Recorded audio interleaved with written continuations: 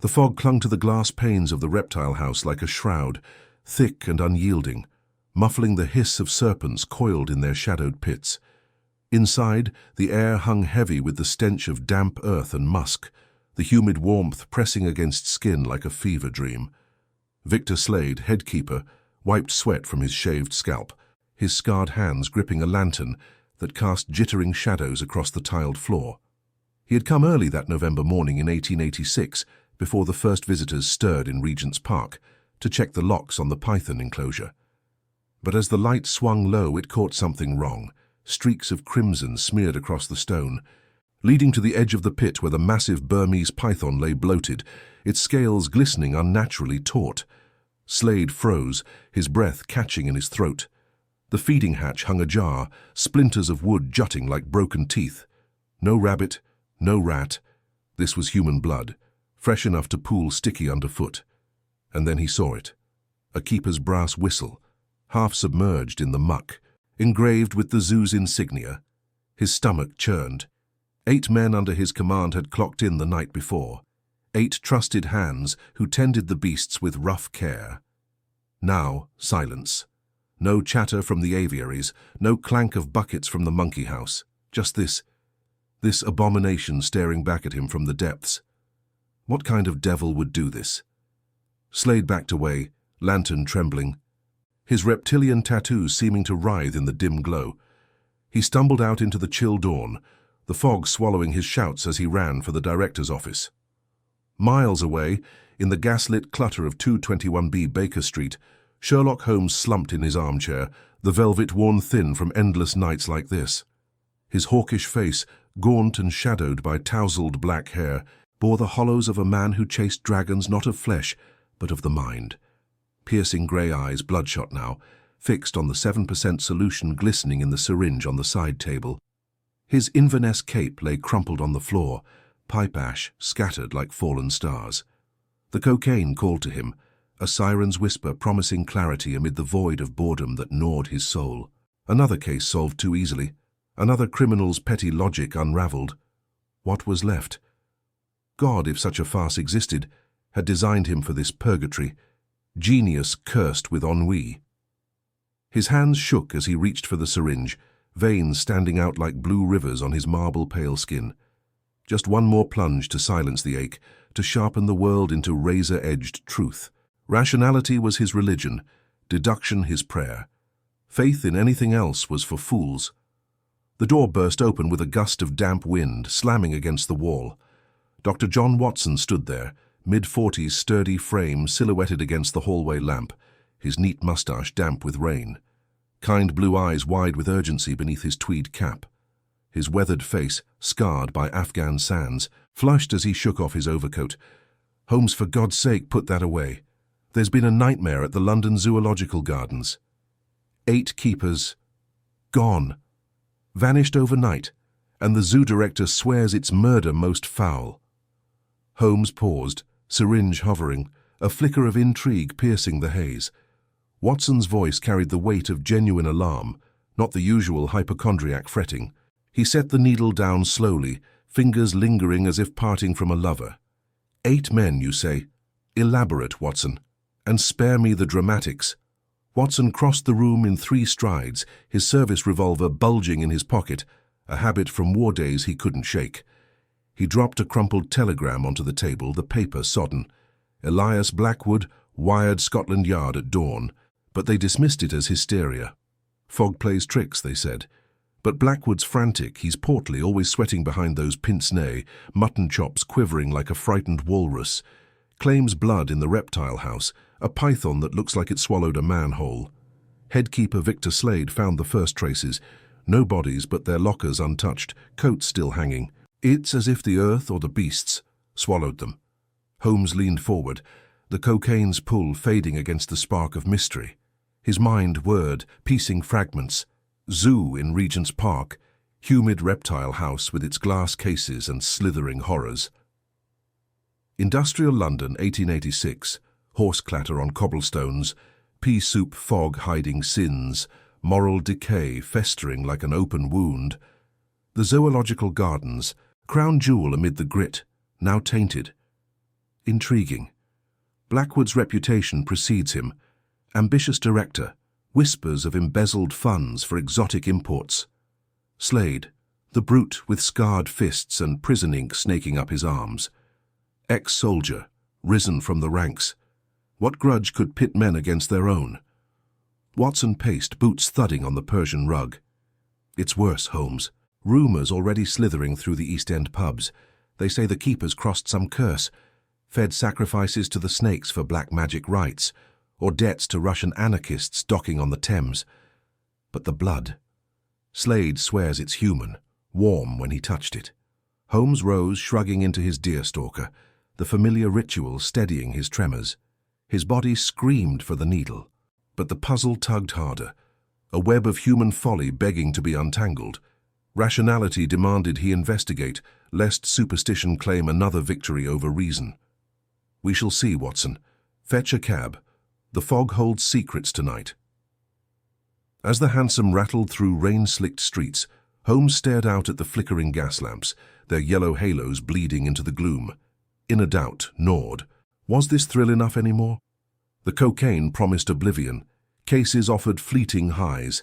He had chronicled his triumphs through Watson's pen, but lately victories tasted like ash. Detached, he observed his own descent, the man who unraveled empires blindfolded, yet blind to his crumbling self. 221B receded behind them, Mrs. Hudson's concerned glance from the window fading. She had nagged him again that morning about the violin gathering dust, the chemical stains on the table. Kindly landlady, surrogate mother to a man who scorned sentiment. The zoo gates loomed, wrought iron teeth in the mist, guarded by a trembling constable. Elias Blackwood waited inside, his portly form pacing the gravel path, pince-nez fogged, mutton chops slick with nervous sweat. Mr. Holmes, thank heavens. This way, the Reptile House. It's unnatural, I tell you. Holmes stepped into the humid tomb, lantern light dancing over coiled forms behind glass.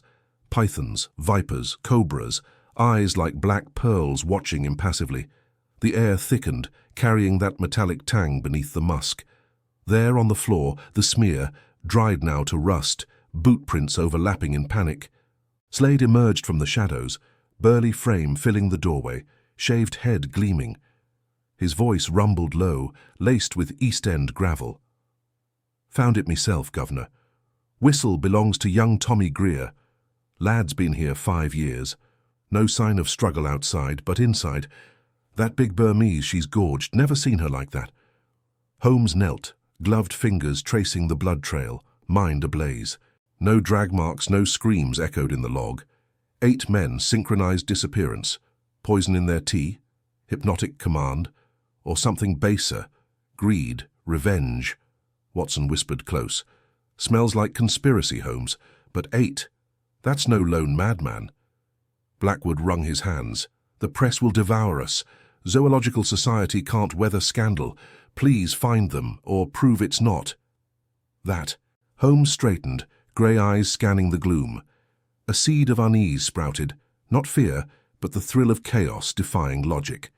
Yet beneath it, a whisper he ignored. Perhaps some mysteries transcended reason. As night deepened, a woman's laughter drifted from the park's edge, Lydia Voss, the siren from the Black Viper pub, her green eyes and crimson lips, a tempter's lure. She had left a note at Baker Street days ago. Come play, Sherlock, the game's just beginning. He crushed it in his pocket. Not now, but the pull mirrored the cocaine's, irresistible, destructive. Dawn broke grey as Holmes lingered, the bloated python's gaze meeting his. What truth slithered here, and could he unravel it before his own demons devoured him whole? Little did he know, this case would drag him to depths where reason faltered, and faith, long mocked, beckoned like light through fog. This story is created by a young creator whose dream is to reach 1,000 subscribers. If you enjoy these tales of mysteries that challenge your mind and reward attention, subscribing helps more than you know, and he thanks you for it. The syringe waited back home, but so did answers. Holmes turned to Watson. We return at first light. This is merely the skin shed. The serpent's heart lies deeper. Dawn crept over the London Zoological Gardens like a reluctant confessor, its pale light filtering through the perpetual veil of fog that clung to the city's lungs. Holmes and Watson approached the Reptile House once more, the air thick with the metallic tang of dew on iron railings and the distant clamour of waking beasts. Holmes's Inverness cape hung heavy with damp, mirroring the weight settling in his chest, a rare intrusion into his fortress of reason. The cocaine siren call echoed from Baker Street, 7% solution promising clarity sharper than any deduction, but he pressed on. Pipe clenched between teeth unlit. Victor Slade waited at the entrance, his burly frame silhouetted against the gloom within, scarred hands gripping a lantern that cast flickering shadows like accusing fingers. Shaved head gleaming under the weak sun, reptilian tattoos snaking up his thick neck, he nodded curtly, gravel voice low. "Morning, Mr. Holmes. Blackwood's in a state. Press sniffing already. Found Tommy's whistle in the straw, like I said. But there's more." Holmes stepped inside, the humid air enveloping him like a fevered breath, carrying the musk of scales and shed skins piled in corners. Glass tanks hummed with hidden life, serpents coiled in hypnotic stillness. The massive Burmese python enclosure loomed ahead, its occupant now sluggish, belly distended grotesquely against the glass. No sign of the 8 men, no clothing scraps, no bones. Just absence, mocking the evidence Holmes craved. Watson hung back, moustache twitching, revolver a comforting bulge in his pocket. Extraordinary, Holmes, like they stepped into thin air or were swallowed whole. Holmes circled the enclosure, gloved fingers probing the lock, untampered, key still in Blackwood's office. He recalled the night's fragments, synchronized log entries ending at 10:30, teacups drained clean, no spills. 8 keepers, all seasoned, vanishing mid-shift without a ripple. Greed. Blackwood's ledgers hinted at embezzlement, zoo funds siphoned for personal vices. But 8 conspirators silenced so cleanly. Slade shifted, boots scraping flagstones. They were good lads, Gov. Tommy just wed last month, wee bairn on the way. Pete Hargrove, old salt from the docks, lost an eye to a cobra years back. Loyal to a fault. If someone fed 'em to Bessie here. Slade glanced at the python, eyes narrowing. Well, she'd need days to manage that and the mess. Holmes's mind raced, synapses firing like gas jets. Toxicology, perhaps a paralytic in the tea, rendering them docile for some ritual disposal. Cult? The East End bred stranger shadows. Or Slade himself, grudge nursed from military days, bullying risen to murder. His tattoos spoke of penal colonies, brutality etched in ink. Elias Blackwood burst in then, portly form wheezing, mutton chops quivering beneath pince-nez fogged with sweat. "Mr. Holmes, the Times has wind. Headline tomorrow if we don't quash it. Society trustees breathing down my neck. These men. Accidents happen in zoos. Escaped beasts, you know." Holmes fixed him with grey eyes, hawkish nose casting a shadow. "Accidents do not conspire, Mr. Blackwood. 8 men, 8 precise absences. Your financials bleed red, debts to usurers. Perhaps rivals eliminated to cover tracks." Blackwood paled, handkerchief dabbing brow. "Libelous. I built this place from nothing. Reptile House was my triumph. Exotics from India, jungles tamed for London's gaze. Tamed." Holmes echoed, voice silk over steel. Yet something wild persists. He extracted a small vial from his cape, silver nitrate solution glinting. Residue from the teacups, faint alkaloid traces. Curare, or belladonna. Dilating pupils to mimic hypnosis. Watson leaned in, blue eyes widening. Exotic poisons match the venue. "But motive," Slade grunted. "Rivals? Nah, them lads had no enemies. Cept maybe that bird, Lydia Voss, hangs round the Black Viper, whispering to the boys after shifts. Green eyes like emeralds, lips painted devil red. They'd spill secrets for a smile." Lydia. The name ignited Holmes's pulse, her note crumpled in his pocket. "Come play, Sherlock, the game's just beginning." A tempter from his past, widow of a forger he'd ruined, now thriving in gin-soaked allure. Cocaine's twin, promising oblivion wrapped in thrill. Enough reverie. Holmes straightened. Watson, interview the remaining staff. Slade, show me the service tunnels beneath. Blackwood, your ledgers, every page. As they descended into the underbelly, stone steps slick with condensation, lantern light danced on walls veined with moss and ancient pipes, dripping like weeping wounds. The air grew colder, fetid with rot and river seepage from the Thames nearby. Holmes's mind churned, tunnels linked to docks, smuggling routes for illicit specimens. Exotic cargo, perhaps human cargo too. Slade led, massive shoulders brushing arches. Used for feeding scraps, gov, rats, chickens. No man's gone down here since the flood of '83. A glint caught Holmes's eye, brass buttons snagged on a root, engraved ZSG. Zoo staff uniform, fresh scratch marks nearby, frantic, nail-deep. Someone dragged, fighting silently. Watson's voice echoed from above. Holmes. Blackwood's fled to his office. Locked door. Holmes surged up, heart pounding unnaturally. Fatigue or withdrawal's first bite. Blackwood's door yielded to a pick, revealing the director slumped over desk, pince-nez shattered, foam at lips. Poison. Self-administered. Vial clutched in hand matched the tea residue. Murder or suicide. Holmes probed veins, puncture fresh, injected. Blackwood's eyes stared sightless, mouth agape in silent accusation. Slade cursed low. Bloody hell. Now what? Now the serpent sheds another skin. Holmes pocketed the vial, unease coiling tighter. Blackwood's death screamed frame, trustees scapegoated, zoo closed, scandals buried. But whose hand wielded the needle? Outside fog thickened, gas lamps on Regent's Park Road sputtering like faltering hope. Watson gripped Holmes's arm.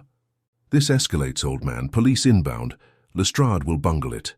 Holmes nodded absently, mind fracturing. Reason mapped the paths. Slade's strength for disposal. Lydia's seduction for motives gleaned. Blackwood's desperation. Yet a shadow lingered, defying grids. 8 souls erased without trace, Python's gaze too knowing. Back at 221B Baker Street, gas fire crackled against chill, misses. Hudson's stew steaming untouched. Holmes paced, violin weeping minor keys, cocaine needle winking from drawer. One prick, and chaos ordered.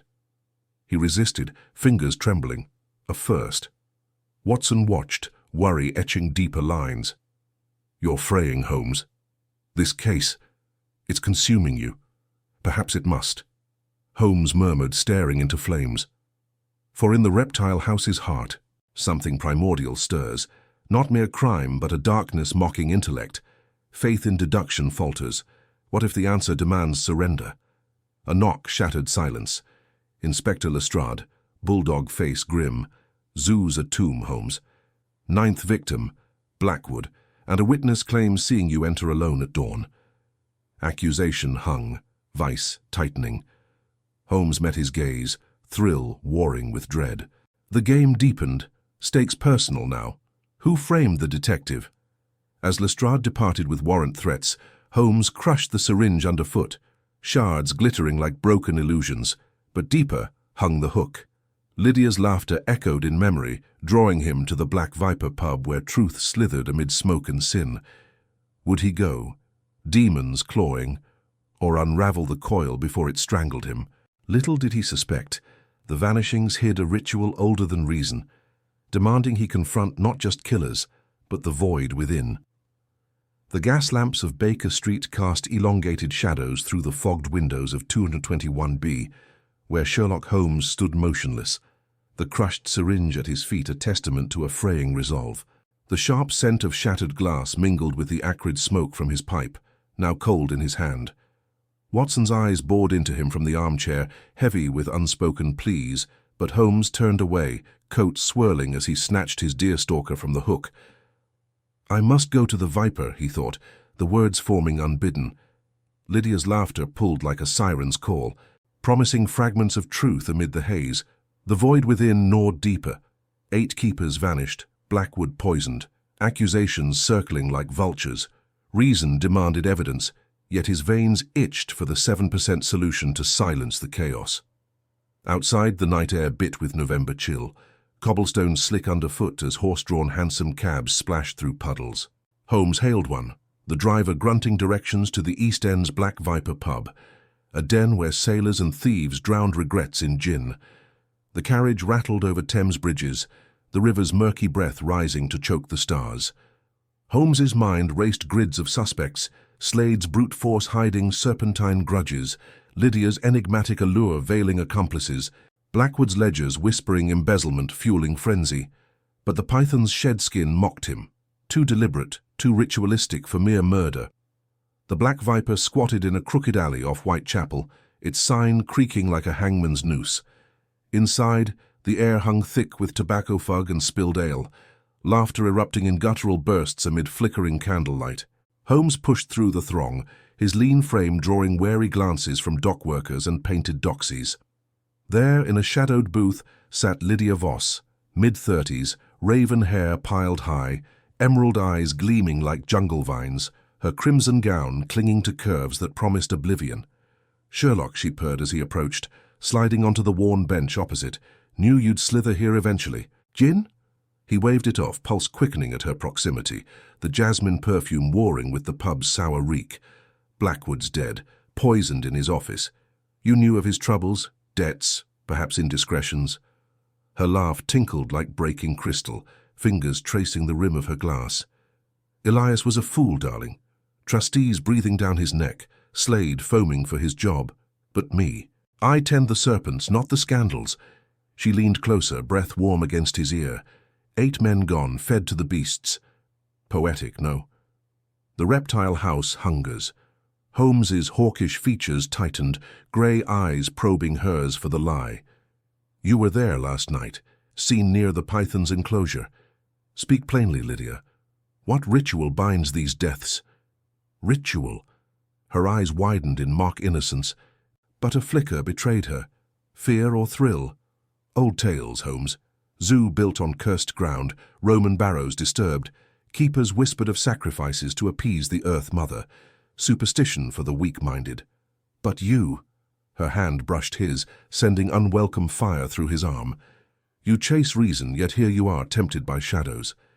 The touch ignited memories of boredom's abyss, cocaine's sweet numbness calling from afar. He pulled back, but the pub spun subtly, isolation pressing in. Watson's warning echoed. You're fraying. Slade lumbered into view then, shaved head gleaming under lamps, scarred knuckles white around a tankard. He spotted Holmes, eyes narrowing to slits. Detective, Slade growled, slamming down his drink, ale sloshing. Come to accuse me proper. Blackwood begged for it, skimmed funds, blamed us keepers. I hauled bodies, aye, but fed 'em. His voice dropped, reptilian tattoos shifting on his bull neck. Something watches from the pits, eyes in the dark. Holmes leaned forward, voice steel.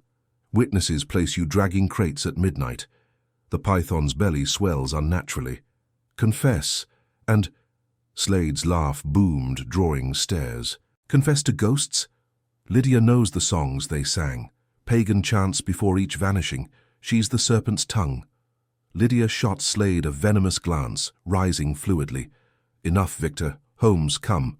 The night's young. Truths hide in the fog. She led him out back to a narrow court, rain now pattering on slate roofs, gaslight pooling like blood. The alley reeked of refuse and river rot, walls slick with moss. Here, away from ears, her facade cracked. Elias found the barrow relics, bones etched with curses. He laughed it off, sold 'em for profit. But the keepers, they started dreaming, snakes whispering names. One by one, they walked into the exhibits, smiling. Voluntary, Holmes, called by something older than your logic. Holmes's mind reeled, deduction clashing with dread. Hallucinations, ergot poisoning from tainted feed, yet her trembling hand belied dismissal. Lydia, if you're entangled, save your pity. She pressed a small leather-bound journal into his palm. Blackwood's, pages yellowed, scrawled with frantic notes. The devourer awakens, must feed or it consumes all. Sketches of coiled serpents encircling a barrow pit beneath the Reptile House foundations. A shout pierced the rain. Lestrade's men, lanterns bobbing at the alley mouth. Holmes, warrant for your arrest. Witness swears you injected Blackwood. Holmes bolted, Lydia vanishing into shadows like smoke. Heart pounding, he dodged through labyrinthine lanes, journal clutched tight, emerging onto Commercial Road breathless. A cab, finally, back to Baker Street, as dawn greyed the sky. Watson waited. Revolver on the mantel, face ashen. Lestrade was here again. The zoo's trustees claim you threatened Blackwood. Motive for silencing him. Holmes collapsed into his chair, journal open on knees, fingers tracing the mad script. No motive, John. But this.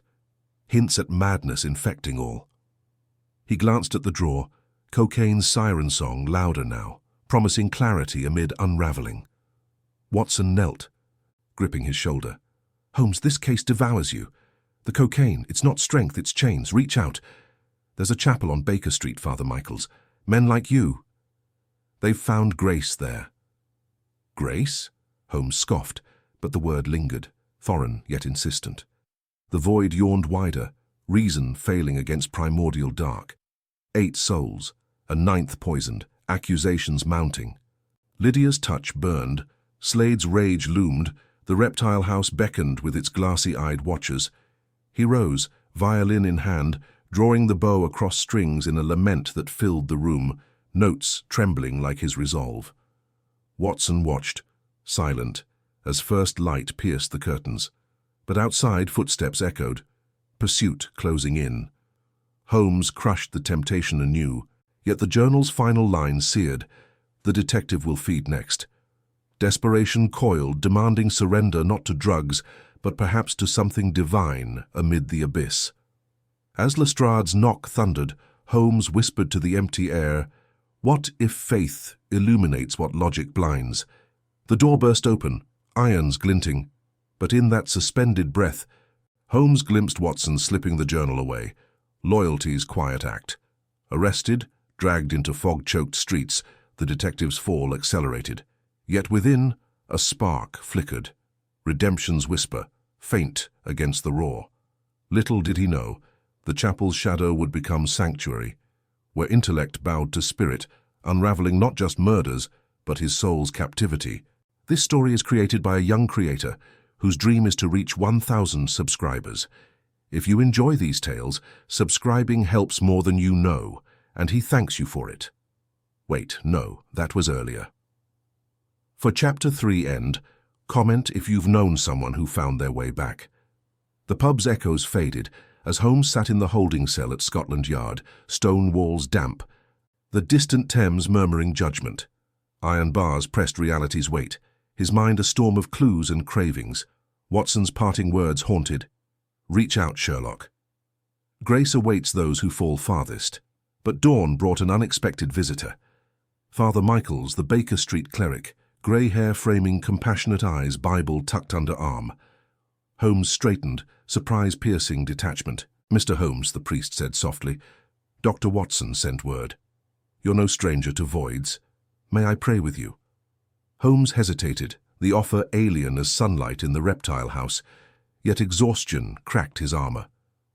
"Speak, Father. Perhaps even reason needs allies." As prayers filled the cell, soft and steady, something shifted, a quiet unraveling of chains. The case loomed, ritual darkness threatening. But for the first time, Holmes glimpsed light beyond deduction. Comment if you've known someone who found their way back. The damp chill of the holding cell seeped into Sherlock Holmes's bones like the first tendrils of a London winter fog, each breath stirring the musty air heavy with echoes of forgotten confessions. Father Michaels knelt beside him on the straw-strewn floor, his voice a steady murmur, weaving words of ancient solace through the iron gloom. Holmes's mind, usually a whirlwind of deductions and chemical haze, slowed under the rhythm, fragments of the Reptile House case surfacing unbidden, the glassy eyes of Victor Slade staring from the shadows, Elias Blackwood's sweaty assurances ringing hollow, the unnatural hush before screams that never came. As the priest's prayer faded, Holmes rubbed his temples, the cocaine itch clawing deeper now, a serpent uncoiling in his veins. "You've glimpsed it, Mr. Holmes," Father Michaels said, rising with quiet resolve. "The light that logic alone can't touch. Dr. Watson will vouch for you at the hearing. Use this time." Holmes nodded faintly, pride warring with an unfamiliar vulnerability.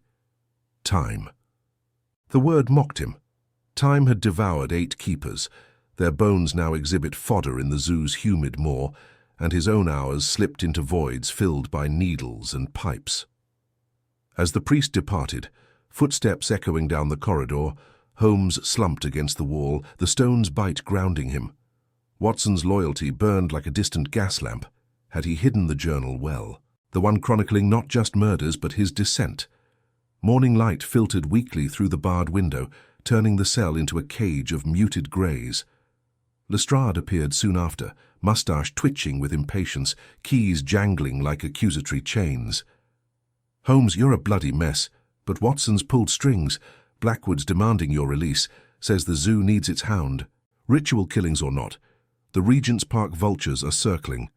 Holmes stood, cape dishevelled, eyes sharpening despite the fog in his blood. Ritual. The word hung, laced with the metallic tang of blood he hadn't seen, but inferred from mangled remains half submerged in vivariums. "Tell Blackwood I'll sniff his secret soon enough." Scotland Yard's gates clanged shut behind them. The fog-shrouded streets alive with clattering hansoms and vendors, hawking wilted chestnuts. Watson waited at the curb, his sturdy frame silhouetted against Baker Street's familiar haze, revolver bulge subtle under tweed. Holmes clapped his shoulder, gratitude unspoken. "John, your faith in Father Michael's." "Nonsense, old chap," Watson replied, voice gruff with relief. "A man needs more than 7% solution these days. Mrs. Hudson's got coffee brewing. Black as sin, but hot." 221B Baker Street welcomed them with violin strings humming faintly from Holmes' neglect, papers strewn like autopsy sheets across the cluttered table. The scent of pipe tobacco lingered, mingling with fresh scones, a small anchor. Holmes sank into his armchair, the leather creaking under his gaunt frame, while Watson poured steaming mugs, steam curling like ghosts. "The journal," Holmes murmured, glancing at the violin case where it lay concealed. "Intact." "Slipped it safe," Watson assured, handing over the coffee. "But Lestrade's no fool. Your prints on that syringe didn't help. Blackwood swears Victor Slade's the devil incarnate, tattooed brute with a grudge against the lot. 8 men, Sherlock. Fed alive to cobras and crocs, throats slit in some pagan rite. The 9th keeper, Lydia Voss, vanished 2 nights past. If she's next." Holmes sipped, the bitterness jolting his senses, chasing shadows of withdrawal. Lydia Voss, the femme fatale of the Reptile House. Her lithe form gliding through steam-veiled tanks, emerald eyes promising secrets amid the hiss of scales. He'd interviewed her once, her voice a silken whisper laced with East End grit. Patterns emerge, Watson. Blackwood's ledgers bleed red ink, embezzlement to fund exotic imports.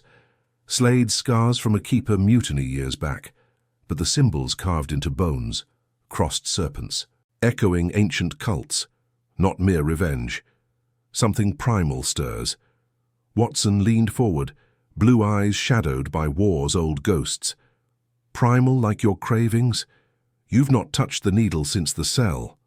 Father Michael's words sticking. Holmes's hawkish features tightened, grey eyes flickering to the drawer where his kit waited, siren call pulsing. A momentary lapse. Intellect suffices. Yet as he spoke, doubt gnawed.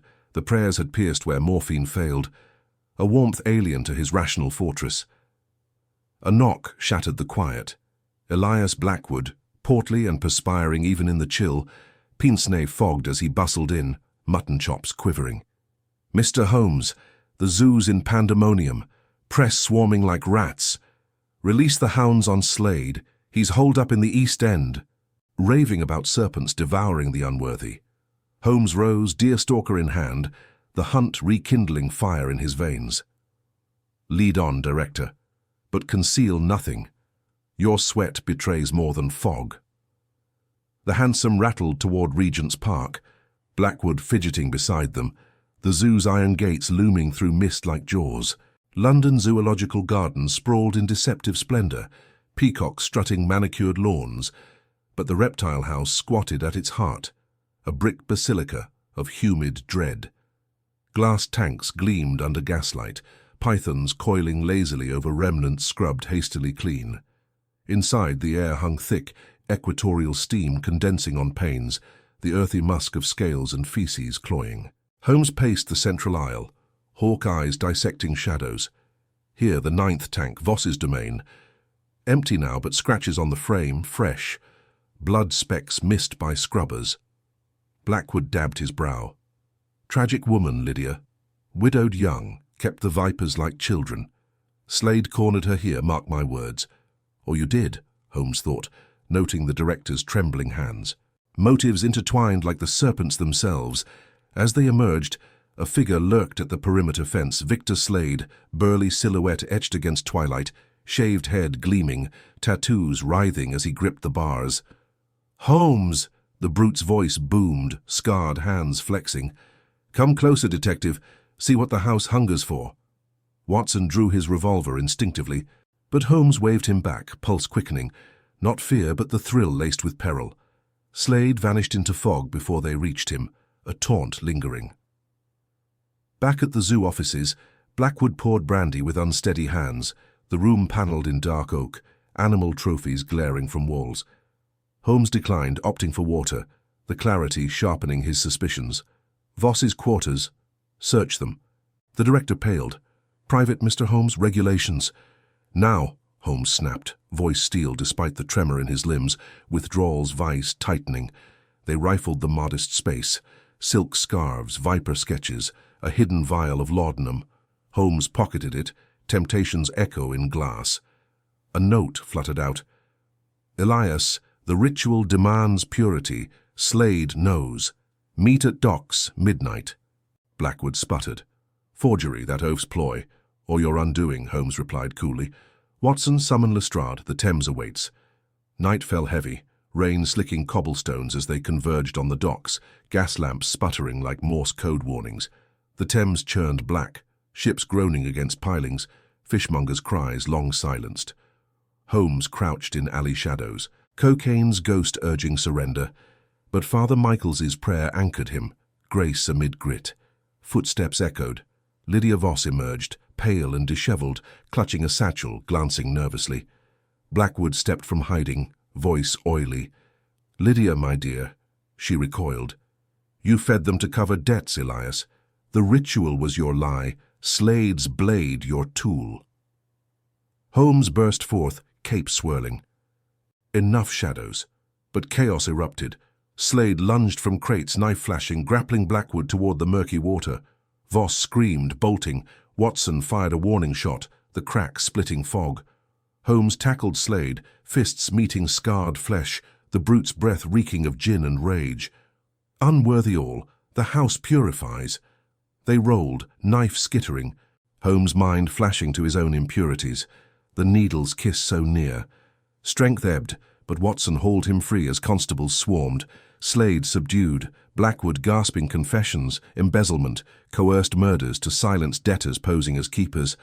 Voss, reluctant accomplice, fled into night. Dawn broke as Holmes slumped on Baker Street steps, body aching, soul raw. Watson pressed a hand to his shoulder.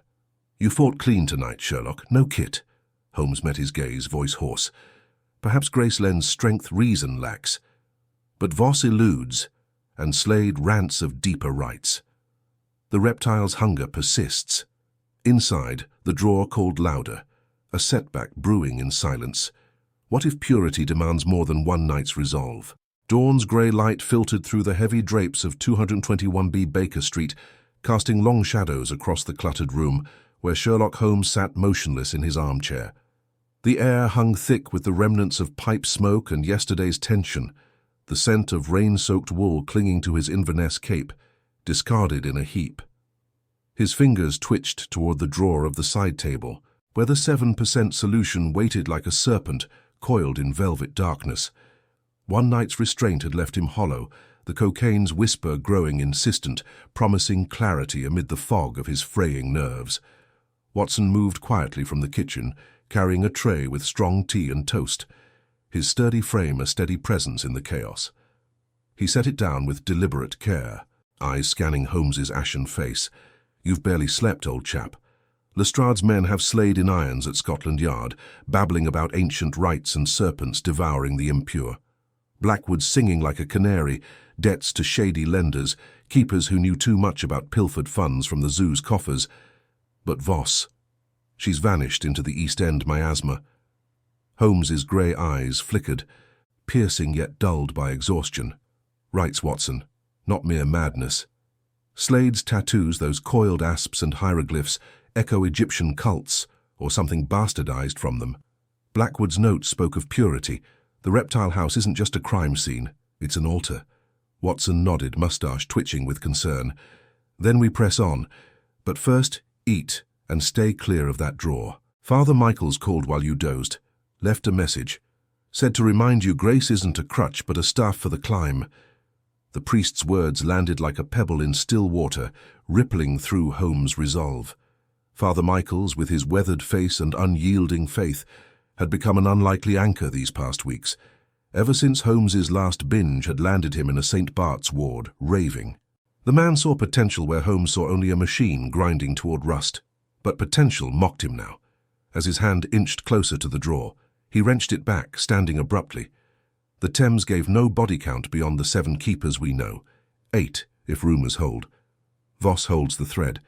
To the zoo, Watson. Daybreak reveals what night conceals. The hansom cab rattled them through waking streets, horses' hooves splashing in puddles that mirrored the overcast sky. London stirred under a pall of coal smoke, vendors hawking wilted chestnuts, newsboys crying headlines of the zoo scandal. The zoological gardens loomed ahead, iron gates ajar under watchful constables. The air grew humid even outside, carrying the faint musk of beasts and earth. Inside the Reptile House, the glass tanks gleamed under diffused light, serpents gliding like liquid shadow. Holmes knelt by the central anaconda enclosure, where the massive coils had claimed the last keeper, or so Slade claimed. Scratches marred the stone floor, not from scales but boots in futile struggle. He traced them, mind-piecing fragments. Blackwood's embezzlement funded exotic imports. But debts mounted. Keepers discovered the fraud, threatened exposure, fed to the exhibit to mimic escape or accident, neat, if brutal. But the rights. Holmes straightened, spotting a faint etching on the tank's base. A serpent devouring its tail, Ouroboros, symbol of eternity and renewal, purity through sacrifice. Voss's satchel at the docks, perhaps ritual tools. A constable approached, saluting stiffly. Sir, Lestrade sends word. Slade won't name Voss's hideout, but mutters of a serpent's nest in Whitechapel. And Blackwood, he's asking for a priest before they cart him off. Holmes's pulse quickened, not from thrill, but a gnawing void. Whitechapel. The draw's call echoed there too, in every gin-soaked den. Watson clapped his shoulder. We'll crack it together. By noon, they plunged into the East End's labyrinth, gas lamps unlit but streets alive with desperation. Narrow alleys twisted like veins, choked with refuse and ragged children darting underfoot. The air reeked of unwashed bodies and boiling cabbage, cries of hawkers piercing the din. Holmes led, deerstalker pulled low, Inverness Cape blending with the gloom. A shadowed pub, the Viper's Fang, drew them in, its sign a faded asp coiled around a tankard. Inside, the haze of cheap tobacco swirled, patrons hunched over pints, eyes hollow. Holmes scanned faces, settling on a wiry barman with Voss's pallor. The man poured frothy ale without looking up. "What'll it be, gents?" "Information," Holmes said evenly. "Lydia Voss, frequent patron." The barman froze, foam dripping from the tap. "Ain't seen her. Drink or leave." Watson slid a shilling across scarred wood. Truth buys more than ale. Eyes darted. "She's gone, right enough. Slipped out last night, babbling about the house demanding more. Said Slade's rights weren't Blackwood's game, something older from the zoo's founders. Egyptian cargo smuggled in '82, cursed or such rot. She's heading for the old docks warehouse. Serpent's Rest. But mind yourself, the lads there don't take kindly." Holmes absorbed it, the puzzle sharpening. Founders? The Zoological Society's early patrons dabbled in occult curiosities, yes. A serpent cult reborn in Victorian vice. They pressed on, the warehouse looming by the fetid Thames branch, its timbers warped and salt-eaten. Rain resumed, drumming on the tin roof as they slipped inside through a splintered door. Crates loomed like tombstones, labeled in faded ink, "Live Cargo, Cairo, 1882.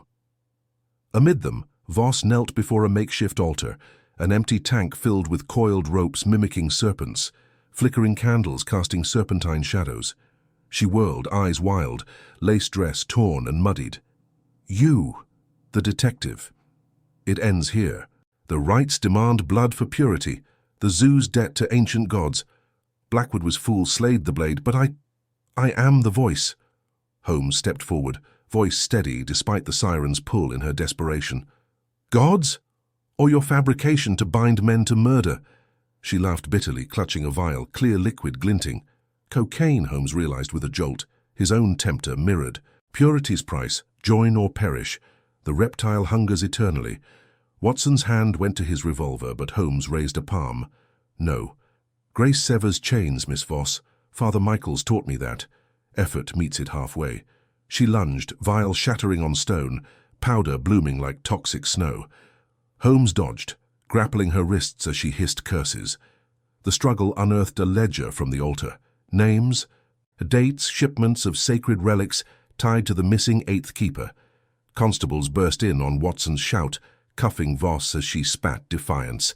The rights live. Back at Baker Street that evening, Holmes pored over the ledger by firelight, revelations unfolding.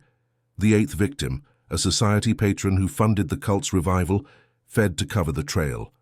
But entries hinted deeper, a surviving acolyte, perhaps in the church itself. Watson watched him warily. "Heroics today, Sherlock. No needle." Holmes closed the book, fingers trembling not from withdrawal, but truth's weight. Grace held barely, yet Voss's eyes haunt, mirroring my abyss. What if the serpent within demands one final offering? The drawer yawned open in the lamplight, syringe gleaming. Midnight tempted, and footsteps echoed below, uninvited, perhaps the true tempter at the door. The footsteps ascended the narrow staircase of 221B Baker Street with a deliberate thud, each one slicing through the thick silence like a scalpel through flesh. Holmes's fingers hovered over the syringe, its needle catching the firelight in a malevolent gleam, the 7% solution whispering promises of clarity amid the chaos swirling in his veins. Withdrawal clawed at him now, a serpent uncoiling in his gut, sweat beading on his forehead, despite the chill draft seeping through the sash windows, the room heavy with the acrid tang of cocaine residue from nights past. Watson bolted upright from his armchair by the hearth, revolver half-drawn from his tweed jacket. "Holmes, stay your hand. Who goes there at this hour?" The knock came again, sharper, insistent. Holmes snapped the drawer shut with a force that rattled the Persian rug, his hawkish face paling not from fear, but from the raw ache of denial. He straightened his Inverness cape, masking the tremor in his limbs, and strode to the door. "Reason demands we answer, John. Though the heart suspects shadows." He flung it open to reveal a figure cloaked in oilskin, rain dripping from the brim of a battered bowler hat, the pea-soup fog of London clinging to him like a shroud. Victor Slade, head keeper of the Reptile House, his burly frame filling the threshold, scarred hands flexing as if itching for a fight. Tattoos of coiled asps writhed on his shaved scalp under the gas lamp's flicker, eyes narrowed to slits of reptilian cunning. "Mr. Holmes," Slade growled, voice like gravel under carriage wheels. Word travels fast in the fog, Voss in irons, Blackwood sweating under Scotland Yard's lamp. "But you've stirred the nest, the rights ain't done." Holmes stepped aside, gesturing him in with icy calm, though his pulse thundered a war drum in his ears. Watson leveled the revolver, finger taut on the trigger. "One move, Slade, and you'll feed the Thames eels tonight." Slade lumbered inside, shaking off rain that pooled on the floorboards, filling the room with the brine of docks and beastly musk from the zoo. He eyed the syringe drawer knowingly, a smirk twisting his lip. "Tempted, are we? Detective? The powder sings sweeter than any hymn. I brought a gift, purer than your street swill, for old times or new alliances." Holmes's grey eyes pierced him, dissecting motive like a cadaver on the slab. "You presume much. Sit. Explain your trespass before midnight turns to morgue hour." Slade dropped into Watson's vacated chair, uninvited, boots thudding like judgments.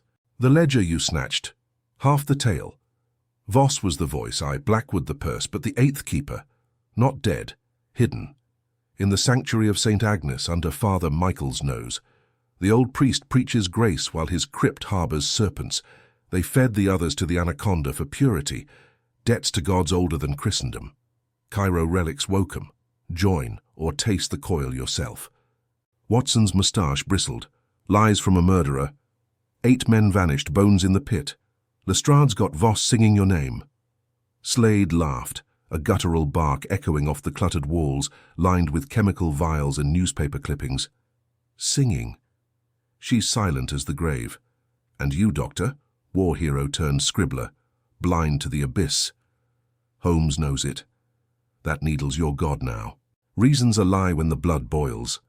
Holmes paced, pipe clenched unlit between his teeth, the withdrawal sharpening his mind to a razor's edge even as it dulled his body. Father Michael's. The name echoes from Voss's ravings. Grace severs chains, he told her. Yet you paint him acolyte. Seeds in the ledger, shipments blessed by clerical hand. Speak plain, Slade. What price your confession? Slade leaned forward, pulling a small pouch from his coat, white powder spilling like fallen snow on the mahogany table. The price? Take the edge off. Then I lead you to the crypt. The anaconda's exhibit hungers anew. One more offering seals it. You, detective, your mind's the perfect vessel. Pure reason untainted by faith's rot. The air thickened, Holmes's breath shallow. The syringe's ghost pulling at him. Memories flooded, empty cases between puzzles, the needle's kiss blotting boredom's void. Father Michael's words from a chance confessional months past, after a binge, left him sprawled in Whitechapel gutters. Grace meets effort, Mr. Holmes. God sees the genius chained. He snatched the pouch, Watson gasping, but Holmes hurled it into the fire. Flames devoured it with a hiss, acrid smoke billowing. No, chains break by will, not barter. Your cult's a delusion for brutes, ancient gods mere opium for the damned.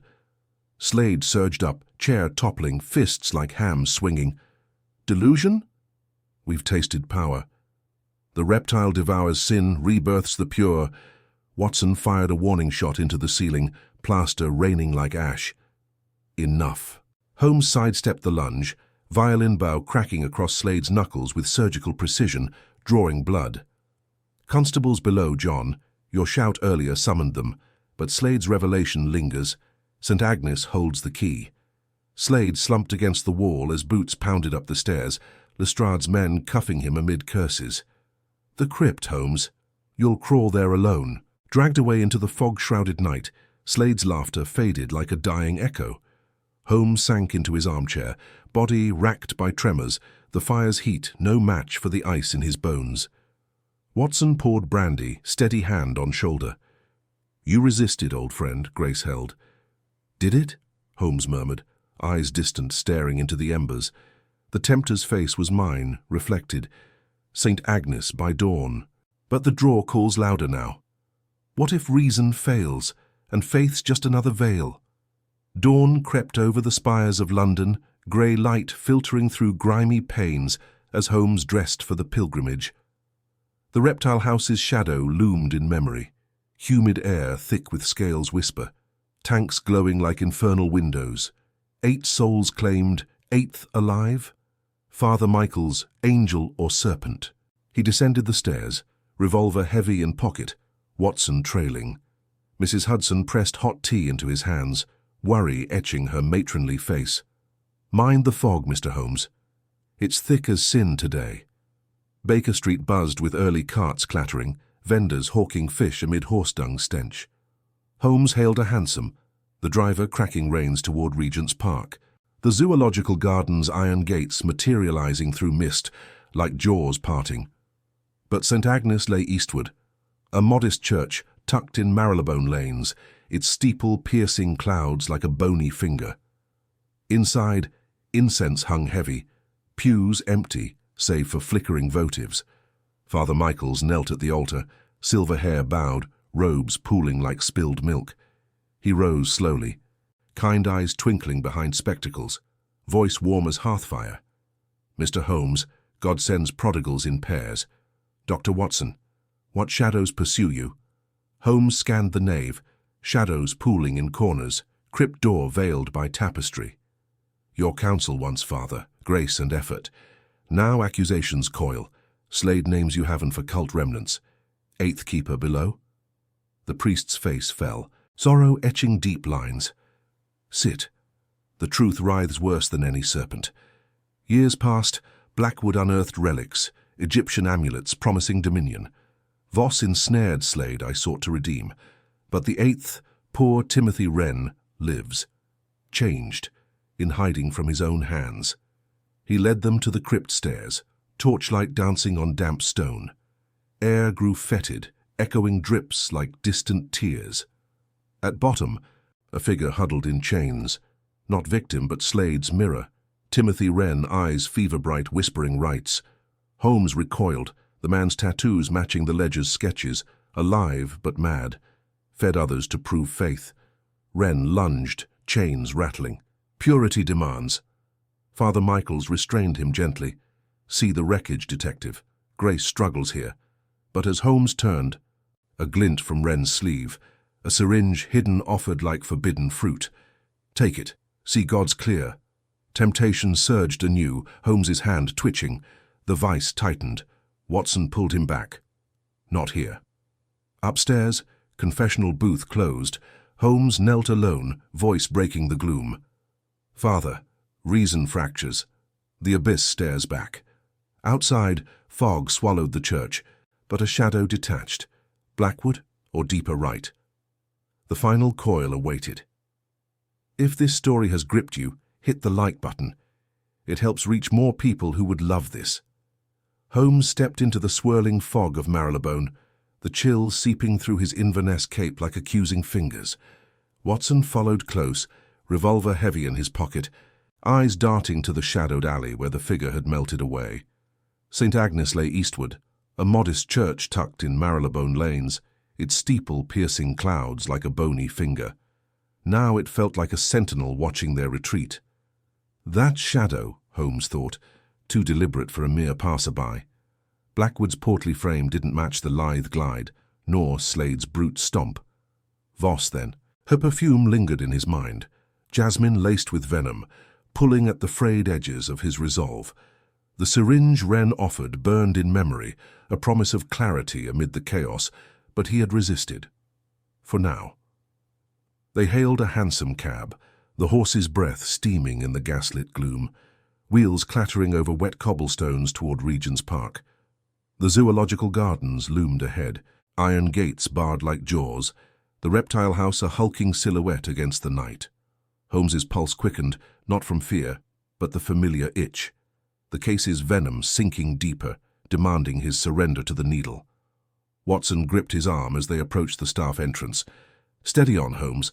Father Michaels gave us truth, twisted as it was. Wren lives, chained in Grace's failing grip. But 8 others gone, fed to pythons and crocs for some ancient rite. We end this tonight." Holmes nodded absently, mind racing through the ledger's scrawled rites. Amulets from Blackwood's digs, promises of dominion over beasts and men. Egyptian serpents coiled eternal, Voss whispering them alive. Slade her blade, Wren her apostle. But the 9th, the pattern fractured. The side door creaked open under Holmes's picks, humid air rushing out like a serpent's sigh. Inside the Reptile House, glass tanks glowed faintly under moonlight filtering through grimy panes, scales shimmering in greens and blacks. Pythons draped like ropes from branches, eyes unblinking. A distant hiss cut the silence and Holmes froze. Footsteps, soft, from the feeding corridor. They crept forward, shadows pooling under exhibits. A door ajar led to the keeper's lair, lantern light spilling gold. Voices murmured, low and urgent. Elias Blackwood's sweat-slicked face gleamed as he paced, pince-nez slipping down his nose. Victor, the detective, circles like a vulture. Wren spoke too much even in madness. Slade's scarred hands clenched a shovel, tattoos writhing under lantern flicker, cobras devouring tails. Let him come. The rite completes at dawn. Voss brings the vessel. Wren's blood sanctified the pit. The 9th seals it. Holmes signaled Watson, bursting in with pipe clenched like a fang. "Gentlemen, the game's coils tighten. Blackwood, your relics birthed this horror. Slade, your hands fed brothers to bellies for vengeance." Blackwood blanched, mutton chops quivering. Mr. Holmes' misunderstanding. Financial woes, yes, zoo debts, but rights. Pagan folly, Voss's delusion. Slade lunged, shovel swinging wild. "Lies. You profited, fat man. Sold amulets to toffs for exotic curios. Wren saw your ledgers." Watson fired a warning shot, plaster exploding above. Enough. Hands up, both. But chaos erupted. Glass shattered behind. A python's tank rupturing.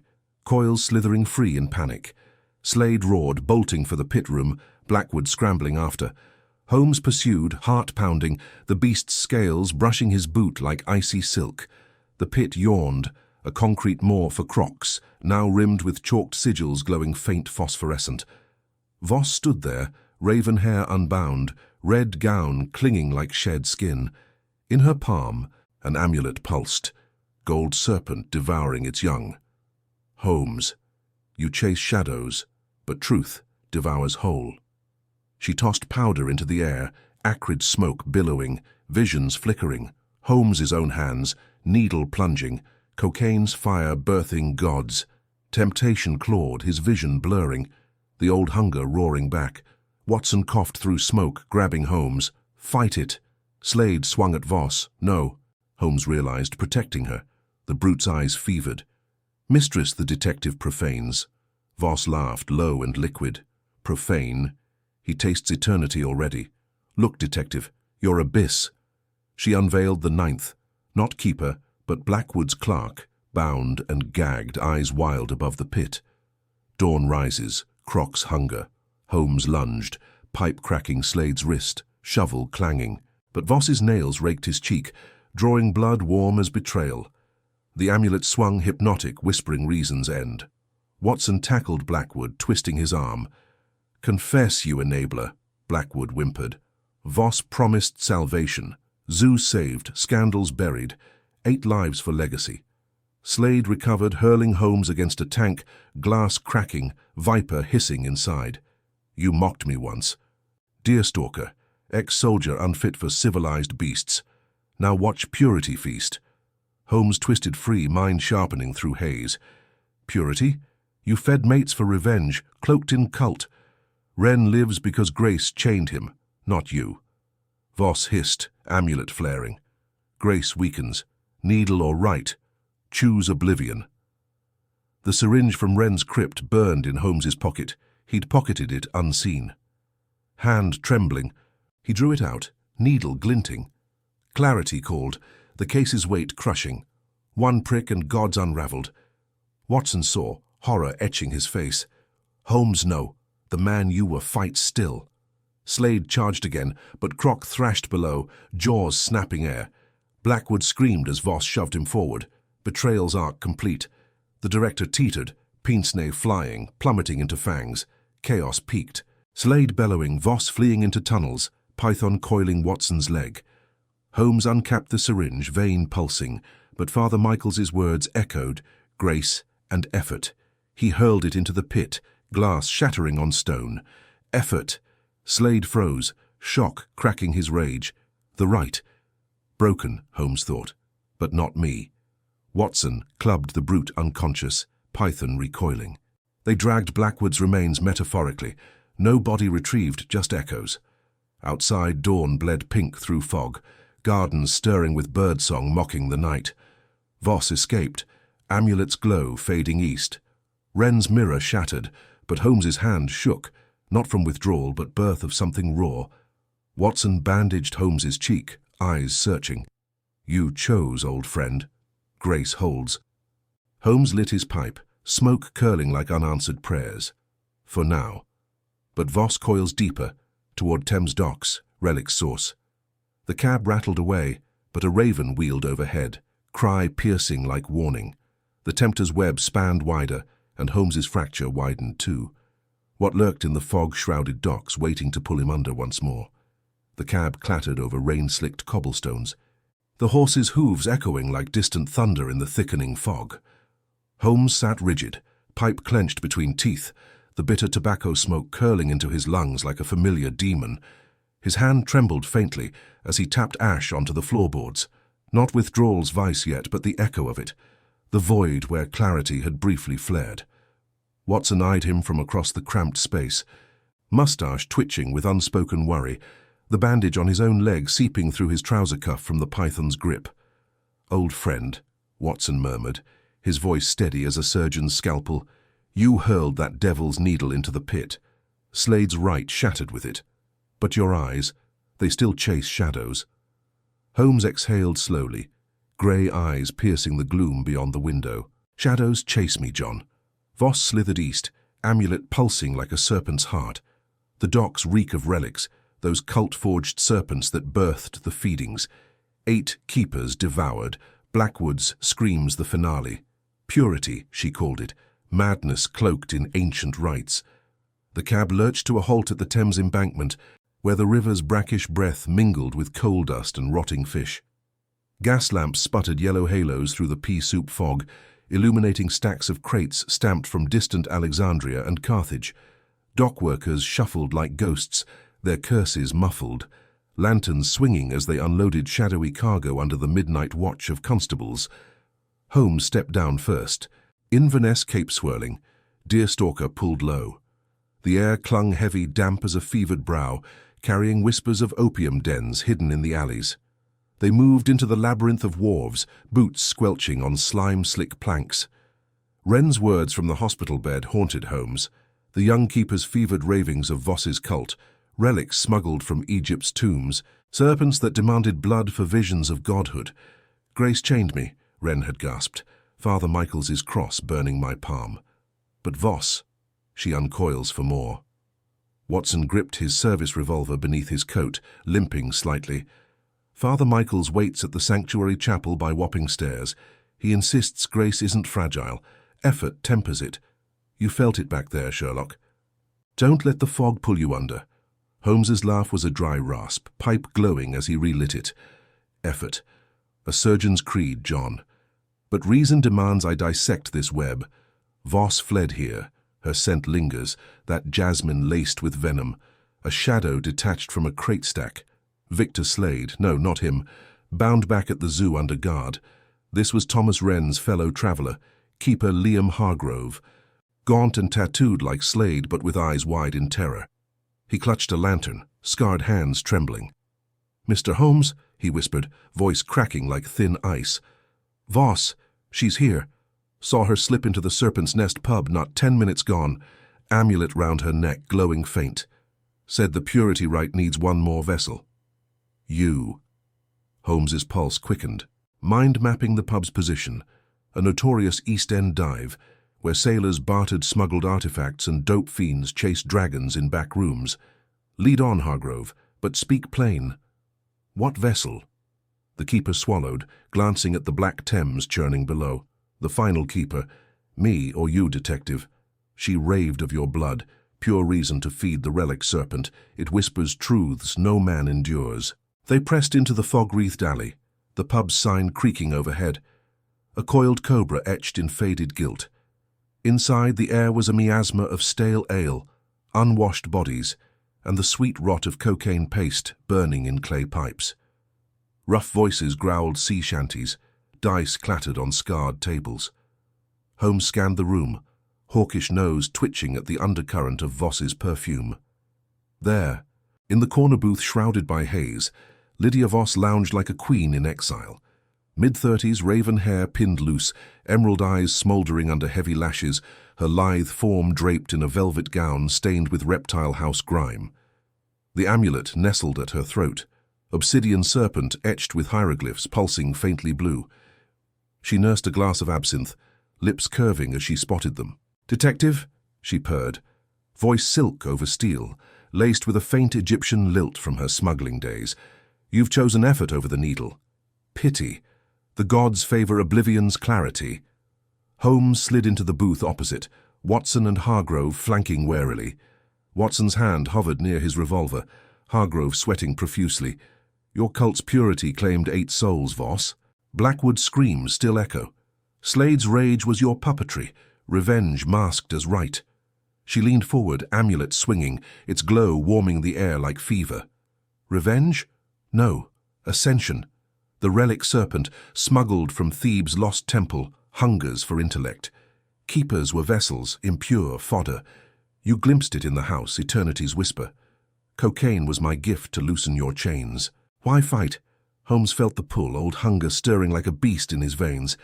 The pub's haze thickened, pipes hissing nearby, a fiend in the shadows offering a vial with a toothless grin. 7% solution, Gov. Clears the fog like dawn. Watson tensed. Holmes. Voss's laugh was low, intoxicating. See? Effort falters. Join the right at the dock's edge. Thames as Nile. Feed the serpent your reason. Gain God-sight. Or watch Hargrove go first. She rose fluidly, gesturing to the back door where two burly sailors loomed, eyes glazed with fanatic zeal. Hargrove whimpered, backing into Watson. Holmes's mind raced, synapses firing despite the tremor in his fingers. Seeds planted, Wren's crossburn, Michael's words, Grace demands wrestle. He stood, pipe discarded, voice steel. No more vessels, Voss, your relic's a fraud. Cocaine delirium etched in stone. Her eyes flashed fury, hand darting to a hidden dagger. Fraud? It devours lies. Chaos erupted. She lunged, blade whistling, but Holmes twisted, cape flaring. Watson fired a warning shot into the ceiling, plaster raining, patrons scattering like rats. Hargrove bolted for the door, sailors charging. Voss slashed Holmes's arm, shallow but stinging, blood blooming warm on his sleeve. They spilled into the alley, fog swallowing screams. Voss fled toward the docks, amulet trailing ethereal light. Holmes pursued, breath ragged, the cut pulsing like accusation. Watson caught up, revolver barking to scatter the sailors. At the water's edge, derelict barges groaned against pilings, the Thames a black serpent itself. Voss stood at the gangplank of a shadowed sloop, crate pried open beside her. Inside, a massive relic cobra, hooded and hissing, eyes like polished jet. "Come, detective," she cried over the wind. "Purity awaits." Holmes skidded to halt, wound throbbing. The nearby dope seller's vial, glinting in his peripheral vision, dropped in the fray, temptation incarnate. Inner chasm yawned, reason fracturing, faith's fragile thread straining. "Pick it up," a whisper urged. Clarity without grace. Watson gripped his shoulder.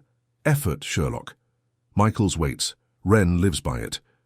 Voss uncoiled a chain from the crate, serpent thrashing. One prick or one bite. Choose. Holmes's hand hovered over the vial, fog closing like judgment. The raven from the zoo wheeled above, cry piercing.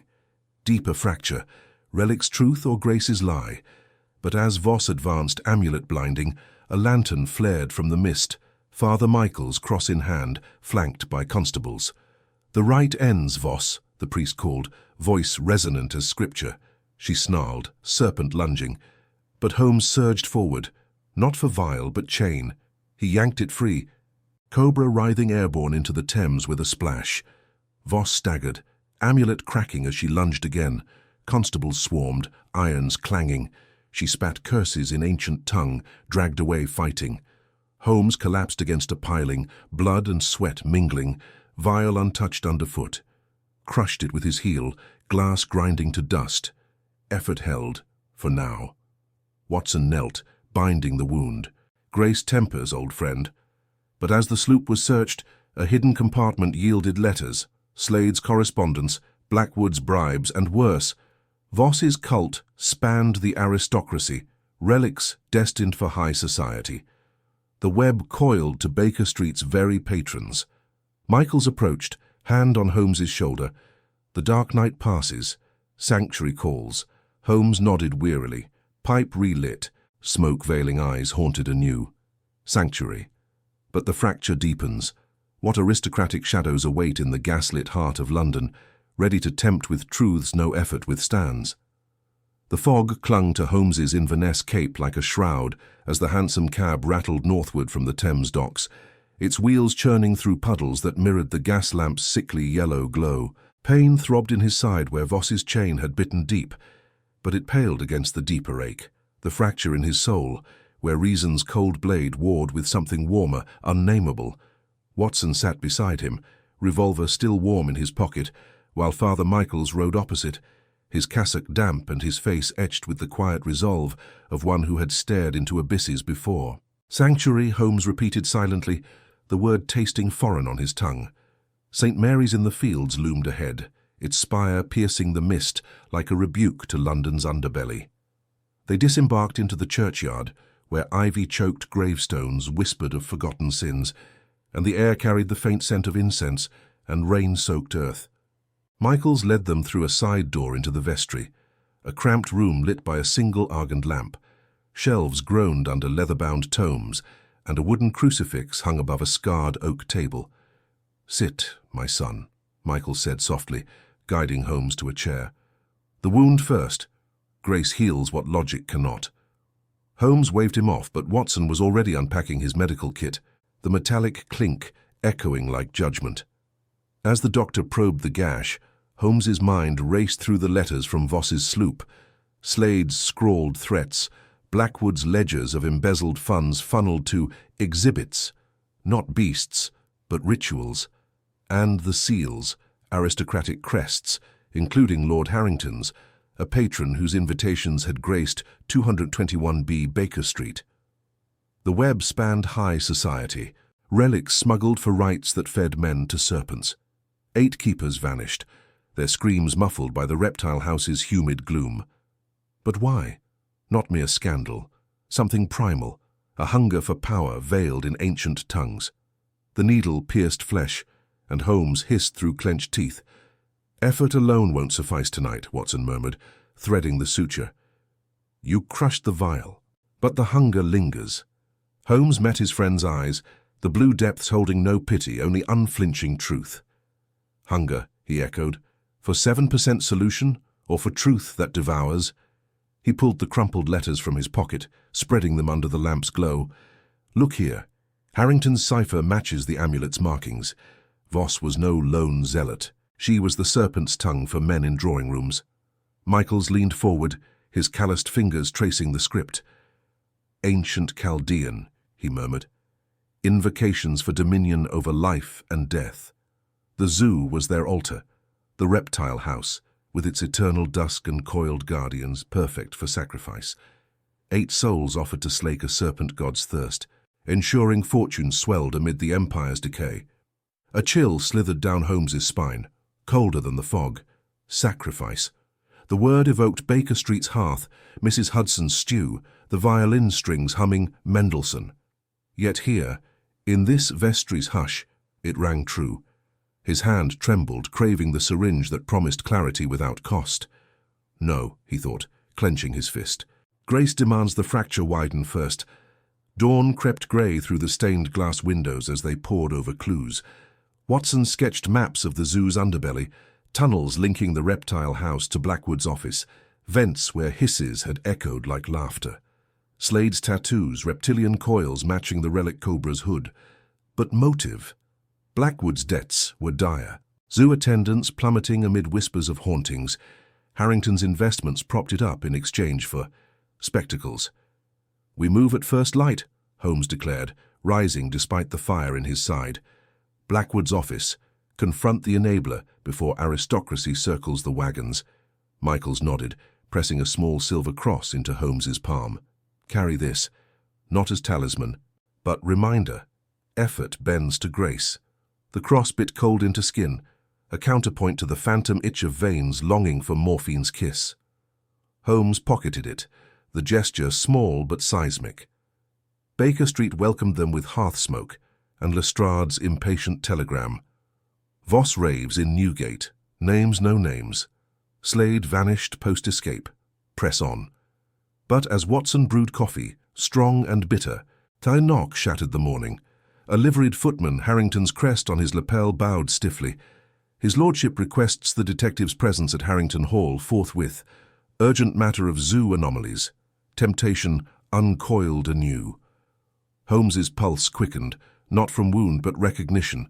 The viper's lair. Accept, and doors to truth swing wide. Refuse, and shadows deepen.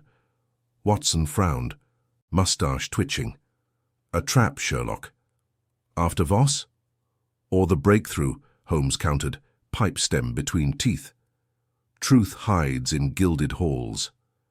They cabbed to Harrington Hall in Mayfair, where marble columns flanked wrought-iron gates and peacocks strutted on emerald lawns mocking London's grime. The butler ushered them into a library reeking of Morocco leather and aged brandy. Lord Harrington awaited late 50s, aquiline features framed by silver side whiskers, eyes sharp as Holmes's own. A decanter gleamed on the sideboard, beside a chased silver case, morphine no doubt for nerves. "Mr. Holmes," the peer purred, gesturing to wing chairs. "Your exploits precede you. Cognac or something, sharper." The case winked, vials nestled like promises. Holmes's mouth dried, the cross warming in his pocket. "No, thank you, my lord. Anomalies suffice." Harrington chuckled, low and silken. "Straight to it, then. The zoo. Blackwood panics. Keepers deserting. Beasts restless. Rumors of rights. Absurd, yet your pursuit of Voss suggests otherwise." Holmes leaned forward, hawk eyes unblinking. 8 men fed to pythons and cobras, my lord. Letters bear your seal. Relics procured, sacrifices witnessed. The room thickened, air heavy with unspoken threats. Harrington's smile faltered, fingers drumming a serpent motif. "Speculation, detective." Voss was mad, a keeper's scorned lover. Slade's brute work, perhaps. Blackwood covers debts. Leave it buried. But Holmes pressed, voice steel.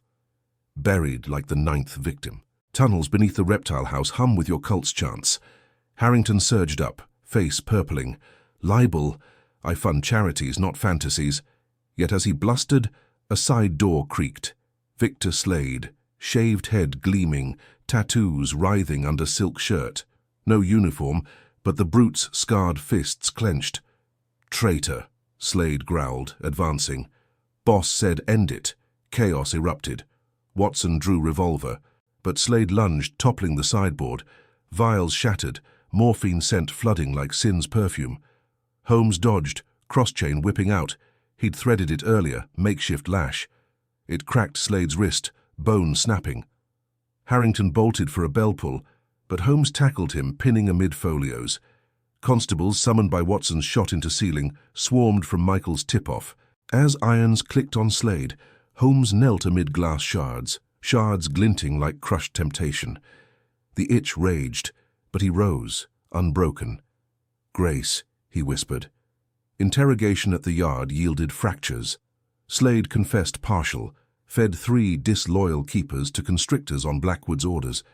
Harrington funding for entertainment at private viewings. But Voss's cult aimed higher. Relic Cobra for a grand rite, 8 sacrifices to summon dominion. 5 more unaccounted, bones dissolved in acid vats. Back at St. Mary's that eve, Michaels prayed over them, candle flames dancing like hope's fragile sparks. "You've pierced the veil," he said, "but the tempter's web clings, Harrington's allies in Parliament." Holmes nodded, pipe smoke curling toward rafters. The dark night deepens, yet effort endures. Watson clapped his shoulder, and Grace tempers. But as they stepped into night, a raven wheeled from the Reptile House spire, miles distant, cry mocking. "Comment who you suspect. Can you solve it first?" 1 letter remained, unsigned, from 221B's own postbox. The betrayer nests closer than shadows. The gas lamps of Baker Street flickered like wary eyes as Holmes and Watson approached 221B, the fog coiling around their ankles like a serpent testing for weakness. Holmes's hand trembled slightly on the knob, the cocaine itch gnawing deeper now, a hollow ache behind his eyes that no pipe could fully smother. The raven's cry still echoed in his mind, a biblical omen mocking his fragile resolve. Watson glanced at him, concern etching deeper lines into his weathered face. Inside, Mrs. Hudson had left the fire low, embers glowing softly against the clutter of chemical apparatus and unanswered correspondence. But the postbox on the mantel, Holmes's private slot for urgent missives, held something new. A single envelope, cream vellum sealed with black wax, no stamp, no address. Holmes' pulse quickened as he slit it open, the paper crisp under his fingers. words in elegant copperplate. The ninth waits in the coils. Betrayal slithers from your hearth. Voss. Voss. The name struck like venom. Lydia Voss, the enigmatic widow who'd first approached him at the zoo's gala, her emerald eyes promising secrets amid the hiss of enclosures. She'd whispered of anomalies in the Reptile House, keepers vanishing, scales shedding unnaturally, luring him into Blackwood's web.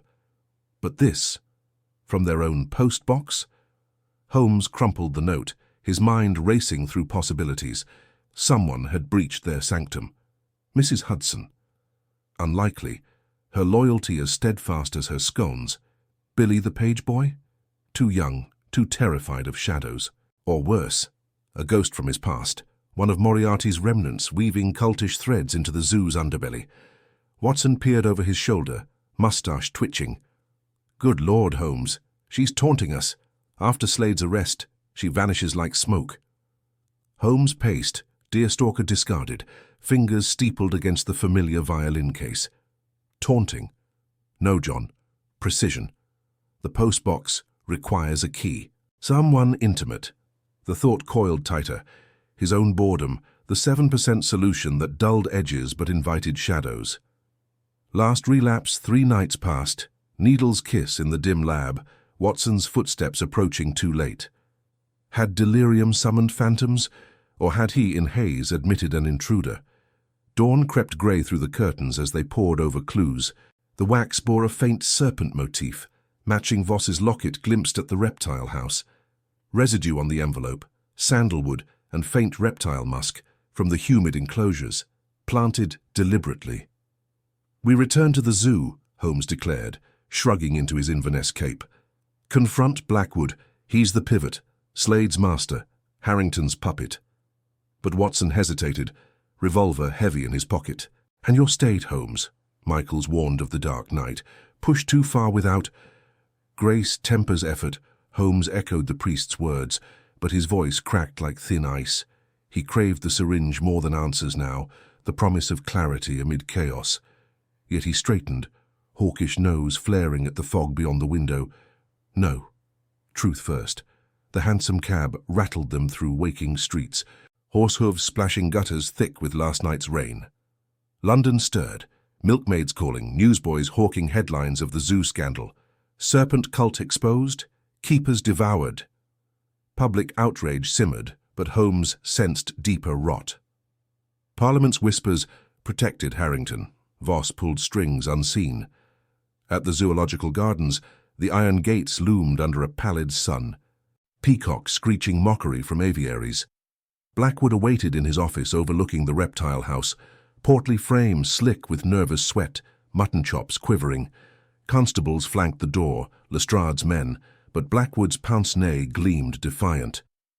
Detective, he blustered, gesturing to threadbare chairs amid ledgers. Slade's ravings. Lies from a brute. The keepers. Tragic accidents. Escaped constrictors. Funding shortfalls, yes, but no cults. Holmes leaned forward, grey eyes piercing. Accidents dissolve 8 men. Acid vats beneath your tunnels say otherwise. And Voss, your paramour, cult priestess, she breached my home last night. Blackwood paled, fat fingers drumming. Lydia? Madwoman. She came to me frantic weeks ago, claiming visions, ancient rites to awaken the serpent god. I humoured her, debts mounting, but sacrifices, preposterous, lies layered like fog. Holmes pressed, voice low steel. The 9th keeper, Maddox, listed missing. His widow received relics, a tattooed finger bone. Your orders? Blackwood surged up, chair scraping. Enough. I'm ruined. Donations dry, board demanding resignation. But I'll not confess fantasies. A hiss interrupted, from the vent, faint, rhythmic like scales on stone. Watson's hand flew to his revolver. The tunnels. They descended, Lestrade's men torches cutting gloom. The undercroft reeked of ammonia and decay, brick vaults echoing drips. Rails for carts snaked toward vats now drained, residue staining like sin's afterbirth. There, Maddox's logbook, half-burned, detailing private feedings signed by Slade and Voss. But deeper, A chamber. Altar of coiled bronze. Cobra idol hooded, fresh blood traces. Chant scrawled on walls. Dominion through devouring. Holmes knelt, pipe unlit between teeth, the itch surging like fever. This rite echoes of thuggy serpent worship twisted Victorian. Voss seeks ascension, Harrington's gold fueling it. But the betrayer. A shadow detached. Billy, their page boy, no more than 14, eyes wild, Voss's locket clutched. Master Holmes, forgive. She promised Da's cure. Morphine debts paid. Slipped me the note, key from your lab drawer. Said it ends the visions. Billy.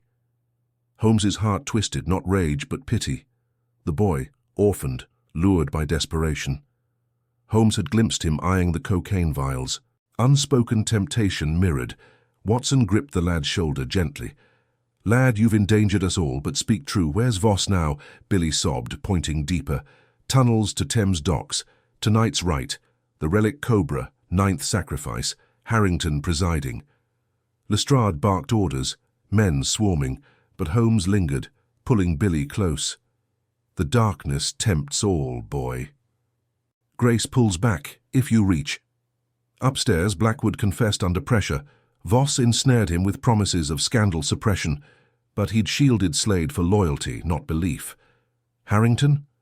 Deeper pockets, occult fascination from Oxford days. As evening fell, Holmes retreated to St. Mary's cloister with Watson and Michaels. The priest's candle-lit sanctuary smelled of wax and incense, stained glass casting crimson hope. You've uncovered layers, Holmes, Michaels said softly, hands folded. But the serpent whispers your name too, the needle's coil. Holmes nodded, gaunt face shadowed. Indeed. In the haze, I nearly confided in a client, Voss in disguise, or my own unraveling. Watson squeezed his arm. Together, old friend, effort and grace. Yet as they planned the dock raid, Holmes palmed a vial from his pocket, salvation or siren. He crushed it underfoot, shards biting palm like pennants. The pain grounded him, clarity sharpening. Night deepened over the Thames, docks slick with mist, barges groaning like damned souls. Harrington's yacht loomed, lanterns dimmed, chants drifting. Low, hypnotic. Voss's voice rose, invoking dominion. Holmes signaled Lestrade's boat. The final test beckons, but as they neared, a splash, Billy's form overboard, Voss's grip releasing him into black waters. No. Divers plunged, but the boy surfaced gasping, saved by Watson's rope. Yet aboard, chaos. Harrington robed, relic Cobra hood flared on altar. Voss, emerald eyes fanatic, knife to a bound keeper. The 9th. Holmes vaulted rail, chain cracking like judgment. The right fractures here. Voss laughed, serpent-inked arms gleaming. Too late, genius. Dominion rises, constrictors uncoiled from crates, venom gleaming. Harrington fled to cabin, but Slade, escaped irons, lunged from shadows, brute fury unleashed anew. The deck became maelstrom, scales slapping wood, revolver cracks, Holmes dodging fangs, chain lashing Slade's throat. The itch screamed for escape, but Billy's cry anchored, Master. Voss raised knife, Cobra striking, yet Holmes twisted, pinning her, relic shattering. Grace in the grapple, Lestrade's men boarded, irons clanging. Harrington surrendered, babbling alibis. Voss spat curses, but her eyes dimmed, defeats hollow. Back on shore, drenched and bruised, Holmes watched the dawn fracture fog. Billy clung to him, redeemed spark. The wreckage mends slowly, but in his pocket Billy's retrieved locket pulsed warm. A hidden compartment mapped to Voss's final lair. The betrayer yet stirs, closer than blood. Dawn crept over the Thames like a hesitant confessor, painting the water in bruised purples and golds. Holmes stood on the rain-slicked quay, the weight of Billy's locket heavy in his palm. The boy huddled nearby, shivering in a borrowed coat from Lestrade's men, his narrow face etched with exhaustion and something fiercer, gratitude perhaps, or the first stirrings of trust. Watson watched Holmes closely, noting the tremor in those long fingers, the way his grey eyes flicked to the vial shards still glittering in his pocket lining. The detective had crushed one temptation, but the itch lingered, A serpent coiled in the marrow. Lestrade clapped Holmes on the shoulder, his bulldog face split in a rare grin. Case all but wrapped, eh?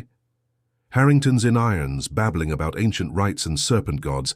Voss, too, spitting venom but secured. Zoo's safe. Holmes slipped the locket open fully, prying the hidden compartment with a thumbnail. A folded vellum map unfurled, inked with cryptic symbols. Serpentine paths leading to a mark beneath the Reptile House. Not docks, not East End. Back to the Viper's Nest. Billy's eyes widened. That's me Mum's locket. Voss give it me years back, said it were lucky. Never knew. Holmes folded it away, voice steady despite the fog of fatigue.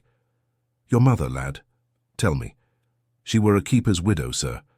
Lost to fever after the first vanishings. Voss took me in, taught me the cages. But now...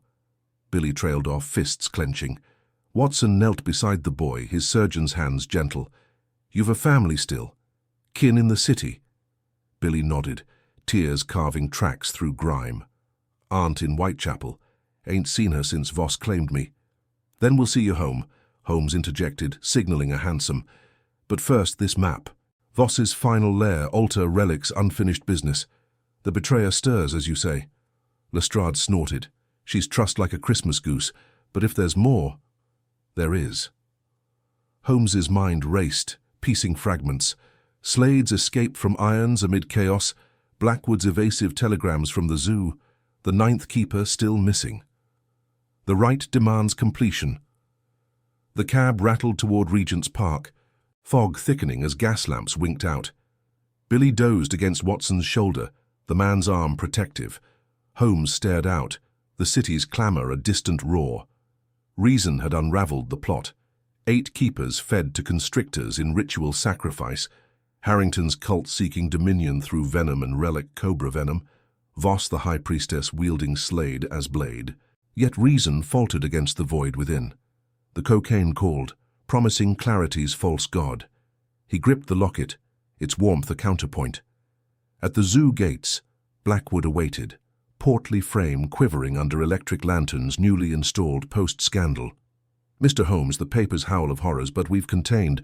Performers only now, no beasts till inspection. Holmes thrust the map forward. Beneath the Reptile House, access? Blackwood paled behind pince-nez, sweat beading. Old service tunnels, Victorian engineering folly. Sealed after 82 flood. Dangerous, damp, unstable. Led on. Holmes's tone brooked no argument. Billy tugged his sleeve. I know a way, Gov.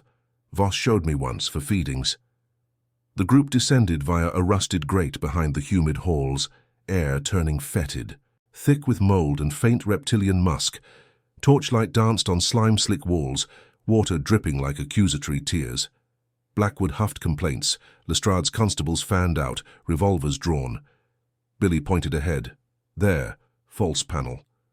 It gave way to a chamber, altar of zoo stone etched with cobra motifs, relics scattered, shattered idol from the yacht. Vials of distilled venom glowing phosphorescent. Chains dangled from ceiling hooks, stained dark. And in the center, Victor Slade, unbound, heaving a bound figure, the ninth keeper, Jenkins, gagged and terrified. Slade whirled, scarred hands flexing, tattoos writhing in torch flicker.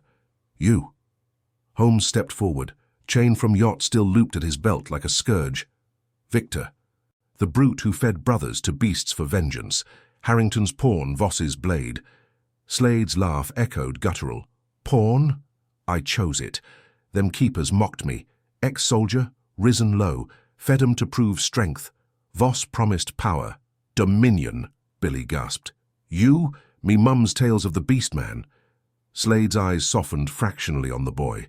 Trained you well, whelp. Now witness. He raised a ceremonial dagger, venom dripping, toward Jenkins. The rite completes. 9 for the serpent's rise. Lestrade lunged, but Slade hurled a crate, live adders spilling, hissing fury. Chaos erupted, constables stamping serpents, Blackwood shrieking retreat. Watson fired, clipping Slade's shoulder, but the brute charged Holmes, fists like anvils. Holmes dodged, chain whipping out. Cracking ribs. Pain flared in his own side, old wound from Reichenbach echoing. The itch surged, vile, clarity, but Billy's cry pierced. "No, Gov, don't let him!" Slade grappled him to the altar, breath rancid with absinthe and hate. Genius ends here. Holmes twisted, knee to groin, chain binding Slade's neck. Pulled tight, the brute choked, eyes bulging reptilian. Yield. Slade spat blood. Voss. She waits. True dominion. Beyond. Footsteps echoed. Not Voss, but revelation. From shadows, Elias Blackwood emerged, not fleeing but clutching a lantern, face twisted fanatic. Foolish detective. The zoo thrives on secrets. Holmes froze, chain slackening. "You?" Blackwood smirked, tossing powder, sleeping draught from reptile sedatives. Lestrade slumped. Watson swayed. Billy darted, grabbing Jenkins' bonds, but Blackwood kicked him down. The director's voice dripped unctuous triumph. Financial ruin loomed, embezzlements exposed. Harrington funded restoration, rights ensured loyalty. 8 sacrifices veiled scandal. Voss tempted, Slade executed, I orchestrated. Reptile House my temple. Holmes fought haze, vision blurring. Grace, effort. He lunged, tackling Blackwood, lantern shattering in sparks. They rolled amid serpents, Holmes's hand closing on the dagger. Venom burned skin, agony lancing nerves like divine fire. Blackwood wheezed beneath. Truth destroys Holmes, as it will you. The detective rose, swaying, dagger plunged into altarwood. No, truth redeems. Constable stirred, Lestrade cuffing Slade anew. Watson revived Billy, freeing Jenkins, who gasped thanks. Blackwood dragged away, empire crumbled. Yet as they ascended, Holmes collapsed against wall, venom racing veins, hallucinations, Moriarty's laugh, cocaine vials multiplying, Mary Morstan's ghost forgiving. Watson knelt, syringe ready, antidote from zoo stores. "Hold, John," Holmes whispered, sweat carving canyons in gaunt cheeks. "Let it burn. Penance." Billy clutched the locket. "You saved us, Gov, like grace." The boy spoke true. Pain purged, clarity born not of needle but fire. Holmes nodded, vision clearing. "Family awaits you, Billy, and amends for us all." Back at 221B, Billy reunited with Aunt via telegram. Forgiveness in teary embrace promised. Jenkins testified zoo cleansed, but Holmes pondered Blackwood's words, map's final symbol, a personal cipher. His own wreckage, addiction's altar, stirred yet. Night fell, pipe smoke curling devotional. Watson watched, hopeful. Restoration begins. But a note slipped under door. Voss escaped custody. Final right calls from Baker Street itself. The gas lamp on Baker Street flickered like a hesitant confessor, casting elongated shadows that danced across the worn Persian rug in 221B. Sherlock Holmes sat immobile in his armchair, the pipe stem cold between his teeth, the note clutched in his skeletal fingers. Its elegant script, penned in violet ink, mocked him. Voss escaped custody. Final right calls from Baker Street itself. The words burrowed into his mind, stirring the venom's lingering ache in his veins, a dull throb that whispered of unfinished purges. John Watson paced the room, his moustache twitching with restrained fury, the service revolver heavy in his pocket. Billy hovered by the hearth, clutching the tarnished locket from the Reptile House altar, his young face pale but resolute. The boy had insisted on staying, claiming a debt unpaid, though his eyes betrayed the terror of fresh memories. Serpents coiling, Blackwood's ritual chants echoing off glass tanks. Holmes unfolded the note once more, tracing the cipher embedded in the flourishes. Voss, the femme fatale who had slithered through his defences, her perfume a blend of jasmine and decay, her promises laced with the thrill of chaos. She had vanished from Newgate that dawn, bribed guards or worse, her web extending beyond the zoo's fog-shrouded enclosures. Baker Street, their sanctuary now a target. He felt the pull, that familiar siren call of the abyss, where intellect warred with the beast within, the cocaine hunger that Blackwood's words had unearthed like a grave robber. "John," he murmured, voice gravel from the ordeal. "She's not fleeing, she's summoning." Watson's hand gripped the mantle, knuckles whitening. "Lydia Voss?" After all this? The woman's a serpent herself, Holmes. We hand this to Lestrade. Let Scotland Yard— No. Holmes rose, steady despite the tremor in his limbs. The venom had scorched clean pathways in his blood, visions of Mary Morstan's gentle rebuke fading to resolve. This is personal. She knows my fractures. The 7% solution she once dangled, vial glinting like forbidden fruit. Billy stepped forward, locket chain glinting. Gov, she tried to drown me in that tank, said I was the 9th. But you pulled me out. Like Pa used to say, grace finds the lost. The boy's words landed soft, piercing the detective's armor. Pa, a docker lost to gin, redeemed in Whitechapel mission tales Billy spun during vigils. Holmes met the lad's gaze, seeing his own reflection, gaunt, haunted, yet clinging. Community, effort amid grace. He nodded faintly. Then stand with me, William. Redemption's forge is hot. A rap at the door shattered the hush, sharp, insistent. Mrs. Hudson's voice quavered from the hall. Mr. Holmes, a parcel, no sender.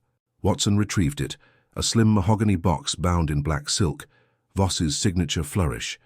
Inside, nestled on velvet, lay a syringe filled with crystalline powder, Holmes's nemesis distilled pure. Accompanying card, for the rite's completion, inject and see eternity uncoil, or resist and watch Baker Street feed the abyss. Midnight. The clock struck 10:30, 90 minutes. Holmes's pulse quickened, the room's air thickening with the scent of impending storm. Rain lashed the windows, Thames fog seeping under sashes like spectral fingers. John smashed the syringe against the fender, shards glittering amid embers. Damn her. She's playing on your weakness. Precisely. Holmes's mind raced, piecing Voss's gambit. The Reptile House map's final cipher aligned. Baker Street's latitude mirroring the zoo's venom vault. She would strike here, turning his hearth into altar, forcing the choice, surrender to the needle or face her blade. Billy rummaged in the chemical bench, emerging with a vial of his own. Crude antidote brewed from zoo remnants. For you, Gov, if it burns again. Holmes clasped the boy's shoulder, a rare warmth flooding his chest. Thank you. Now arm yourselves. She comes not alone. Midnight approached on muffled hooves. The hansom outside idled, its occupant shrouded. Then silence, broken by a soft scrape at the latch. The door creaked open, admitting Lydia Voss, clad in widow's weeds, her raven hair unbound, eyes gleaming like obsidian under the gaslight. Behind her loomed 2 bruisers, escaped zoo hands, scarred from Slade's crew, clubs dangling. Sherlock. Her voice purred, laced with mock affection. Come to finish what Blackwood began. The 9th keeper. You, genius fallen. Holmes stood unflinching, deerstalker shadowing his hawkish features. Your rights end tonight, Voss. 8 souls enough for your greed. She laughed, low and throaty, circling the room like a cobra. Greed? No, revelation. The zoo's gods demand purity. Blackwood faltered. You expose but cannot heal. Inject, Sherlock. Feel the coil release your burdens. Mary, the wars, the voids between cases. The temptation clawed, visions flickering, powder dissolving on tongue, euphoria blotting regret. His hand twitched toward the shattered remnants. Watson leveled his revolver. Stay back. One brute lunged. Billy dodged, hurling a chemical flask. Acrid smoke billowed, choking the air. Voss sprang, dagger flashing from her cuff, aimed at Holmes's throat. He parried with the poker, sparks flying, the clash echoing like judgment bells. She pressed, breath hot on his face. You're alone, detective. Grace is myth. Chaos reigns. No. He twisted, pinning her wrist, the dagger clattering. Chaos I master. Grace. He glimpsed Billy shielding Watson, the trio a makeshift bulwark. Grace is this, effort shared. Voss need him, venom vial shattering in her pocket, liquid searing both. She hissed, recoiling but rallied, clawing for the window. Rain-slick sill, she vaulted out, bruisers dragging her into fog. Holmes slumped against the desk, arm aflame anew. Watson bound the wound, Billy fetching morphine, No. He waved it off. Let it purge. Dawn crept, constables swarming, Lestrade cuffing the fallen bruisers.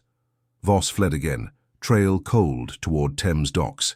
Holmes sat, pipe relit, smoke curling prayer-like. The note's cipher complete, not threat, but mirror.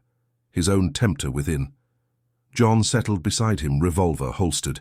You're changing, old chap, not just solving, healing. Billy grinned.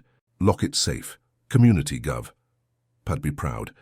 Yet as sunlight pierced the grime-streaked panes, a telegram arrived. Jenkins from the zoo, Voss sighted at East End pub. Final confrontation looms. But Holmes felt the shift, wreckage yielding to foundation. Amends called not just for zoo ghosts, but his soul's silent victims. Rest now, he whispered to the empty vial shards. The rite breaks, but in the fog beyond a silhouette lingered, Voss watching her final gambit brewing. Baker Street safe, yet the true altar lay ahead, the docks where redemption faced its serpent queen.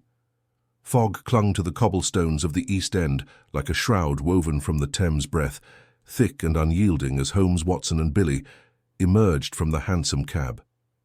Gas lamps sputtered weakly, casting pools of sickly yellow that barely pierced the murk. The pub loomed ahead, the serpent's coil, its sign a coiled viper with eyes like polished jet, swinging creakily in the damp wind.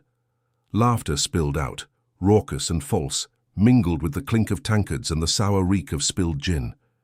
Holmes's arm throbbed beneath the fresh bandage, a dull fire that mirrored the ache in his chest. The cocaine's siren call had quieted to a whisper, but Voss's words echoed louder. Chaos reigns. He gripped his cane tighter, its ferrule tapping a resolute rhythm. Not alone anymore. Watson's steady presence at his side, Billy's youthful fire, they formed a tether pulling him from the abyss. They pushed through the door, the heat inside slamming into them like a fevered embrace.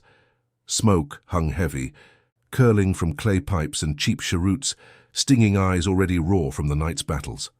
Rough men hunched over scarred tables, their faces etched with the grind of factory shifts and dockyard brawls. Women with rouged cheeks and hollow gazes flitted between patrons, skirts whispering against sticky floors. At the bar, Jenkins from the zoo waved them over, his keeper's uniform rumpled, face pale under the grime. She's here, Mr. Holmes, Lydia Voss. Slipped in not 20 minutes past with 2 of Slade's old crew, talking low, urgent-like. Something about the docks, a final shipment. Holmes scanned the room, hawkish eyes cutting through the haze. There, in the shadowed alcove, Voss perched on a stool, her raven hair pinned loosely, emerald gown torn at the hem from her flight. She leaned close to a brute with a scarred jaw, her fingers tracing patterns on his wrist, voice a silken lure. The other man, bull-necked and tattooed, nursed a pint, eyes darting to the door. Billy tensed beside him. That's them, the ones from Baker Street. Want me to fetch Lestrade? Not yet, Holmes murmured, voice low. Confrontation first. Truth demands it. They wove through the crowd, the air thickening with unwashed bodies and desperation. Voss sensed them before she saw, her head snapping up, lips curling into a predator's smile. Sherlock. Come for another dance. Her eyes flicked to his bandaged arm. Pity. Grace couldn't save you from that burn. He stopped inches away, the scent of her perfume, jasmine laced with venom, assaulting his senses. You fled the fire, Lydia. But flames follow liars. The 8 keepers, Slade's work but yours the spark. Blackwood's ledgers sing your tune, embezzled funds for exotic serpents, not exhibits but experiments, feeding men to beasts to silence debts. She laughed, a sound like shattering glass drawing stairs. Experiments. Romantic. Victor sought power, I merely facilitated. Men like those keepers, drunkards, thieves, fed the greater vision, the zoo's glory, my fortune. Chaos refined into spectacle. Watson's hand rested on his revolver hidden under his coat. Enough games. Scotland Yard's en route. Surrender, and perhaps the noose spares you a serpent's kiss. Her gaze softened, almost pitying, as she slid from the stool. Walk with me, detective. Outside, these walls close in. Billy, stay with Jenkins. Guard the door. Reluctantly, Holmes nodded to the boy, following her into the alley's chill embrace. Rain pattered softly now, turning the world to a blurred watercolor of grime and shadow. Voss turned, back to the brick wall slick with moss, her breath visible in the cold. "You chase phantoms, Sherlock. Addiction's your true serpent, injecting voids between victories. I see it in your eyes, the hunger. Join me. At the docks, one last cargo, a serpent queen from the Indies, venom pure as your powder. We'd rule this fog, you and I. Reason wed to instinct." Her hand reached out, fingers brushing his lapel, cool and insistent. The temptation surged, visions of needle's kiss blending with her promise, euphoria without remorse, intellect unbound. His pulse raced, the old fracture lines cracking open. Chaos, tempting, no. He stepped back, rain tracing rivulets down his face. Chaos devours. I've glimpsed orders forge, pain yielding purpose. The keeper's ghosts demand justice, not apotheosis. Voss's facade cracked, eyes flashing fury. Fools, Blackwood's rotting in irons for less. Slade's corpse fed the lions, my gift to him. You think grace spares you. Her hand darted to her sleeve, another dagger glinting. Billy's shout pierced the night. They're bolting. The bruisers shoved through the pub's rear, Jenkins tumbling. Watson fired a warning shot, the crack echoing like thunder, splintering a barrel. Chaos erupted, patrons fleeing, chairs toppling. Voss lunged, blade slicing air. Holmes sidestepped, cane hooking her ankle. She sprawled in the muck, dagger skittering away. He knelt, not to strike but to offer a hand. Rise, Lydia. End this. Redeem the wreckage. She spat, scrambling up, but her fight ebbed, shoulders slumping under the rain's weight. Redeem? For what? We're serpents all, shedding skins for new venom. Not all. Voices from the fog, Lestrade's constables, whistles shrill. They swarmed, cuffing the bruisers as Voss stood frozen. Gaze locked on Holmes. A flicker there, regret? Defiance? As irons clicked on her wrists, she whispered, "The docks. The Queen awaits. Don't be late." Lestrade clapped Holmes's shoulder. Got her then. Zoo's safe, ledgers sealed, but she raved of some beast at the wharves. Holmes nodded, mind already racing. The final piece. He turned to Watson and Billy, soaked but unbowed. To the Thames. The rite concludes. They hailed a cab, hurtling through narrowing streets, the river's briny tang growing stronger. Holmes's thoughts churned. Voss's tempter role fulfilled, her fall a mirror to his near relapse. Yet community held. Watson's loyalty, Billy's grit. Wreckage mended not by genius alone, but grace extended. The docks emerged, skeletal cranes looming like gallows, warehouses hunched against the gale, lanterns bobbed on moored ships, waves slapping pilings with wet insistence. A lone vessel, the SS Indra, listed slightly, crates stamped with serpentine motifs stacked on deck. Billy pointed. There, light in the hold, and voices. They crept aboard, boots muffled on salt-crusted planks. Below, in the humid belly, a massive glass tank dominated, coiled within a behemoth, the Serpent Queen, scales iridescent black, hood flaring as it sensed intruders. Jenkins gasped from the shadows. He'd followed. Blackwood's final secret. Meant for the Reptile House, but Voss planned to loose it on the city. Beside the tank, Victor Slade, no, impossible. The brute they'd thought dead, bandaged and snarling, wrench in hand. Thought me finished, Holmes. Lions whet the appetite. Voss promised revival. Shock rippled through Holmes. Slade alive, the true architect.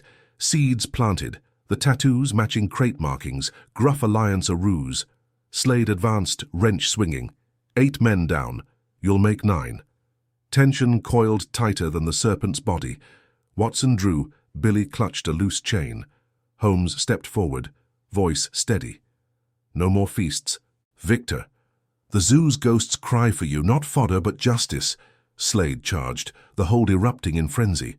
Watson tackled a henchman bursting from crates, fists flying amid splintering wood. Billy swung the chain, cracking against Slade's knee. He bellowed, staggering. Holmes dodged the wrench, countering with a precise jab to the throat. Air whooshed from Slade's lungs. He crumpled, eyes bulging. The serpent thrashed, glass cracking under the melee. Constables swarmed from above, summoned by Jenkins' earlier wire. Slade bound, the beast sedated with chloroform from the crates. Dawn broke as they emerged, pink light gilding the Thames, washing away the night's grime. Holmes leaned on the rail, pipe unlit, inhaling clean air. Amends begun. Voss and Slade caged, Blackwood confessing. But deeper mending called his own shadows, Watson's war scars, Billy's orphaned heart. Watson joined him, clapping his back. "You've done it, Holmes. Not just the case, the man." Billy beamed, locket glinting. Pa's right honoured. Yet as the sun climbed, a letter waited at Baker Street upon return. From Holmes's estranged brother, Mycroft. Words of reconciliation, prompted by tales of the detective's valour. Family's door cracking open. "Rest then," Holmes murmured, "vile shards long swept away." But the heart's serpents linger, demanding vigilance eternal. In the quiet, grace whispered, effort shared, hope enduring. The fog lifted, revealing paths forward. Baker Street welcomed them back with the familiar creak of the heavy oak door, its brass knocker still bearing the faint patina of countless rainy evenings. Holmes paused on the threshold, the weight of the night's revelations pressing like the damp fog that clung to his Inverness cape. The air inside carried the scent of Mrs. Hudson's fresh scones, mingled with the acrid ghost of cocaine residue from his discarded vials. Shards swept away, but memories sharp as broken glass. Watson followed, his sturdy frame weary yet upright, while young Billy trailed, clutching the locket that now felt less like a burden and more like a talisman. Holmes shed his cape, hanging it precisely on the deerstalker peg, his hawkish features etched deeper by exhaustion. The gas lamps flickered to life under Watson's hand, casting long shadows across the cluttered sitting room.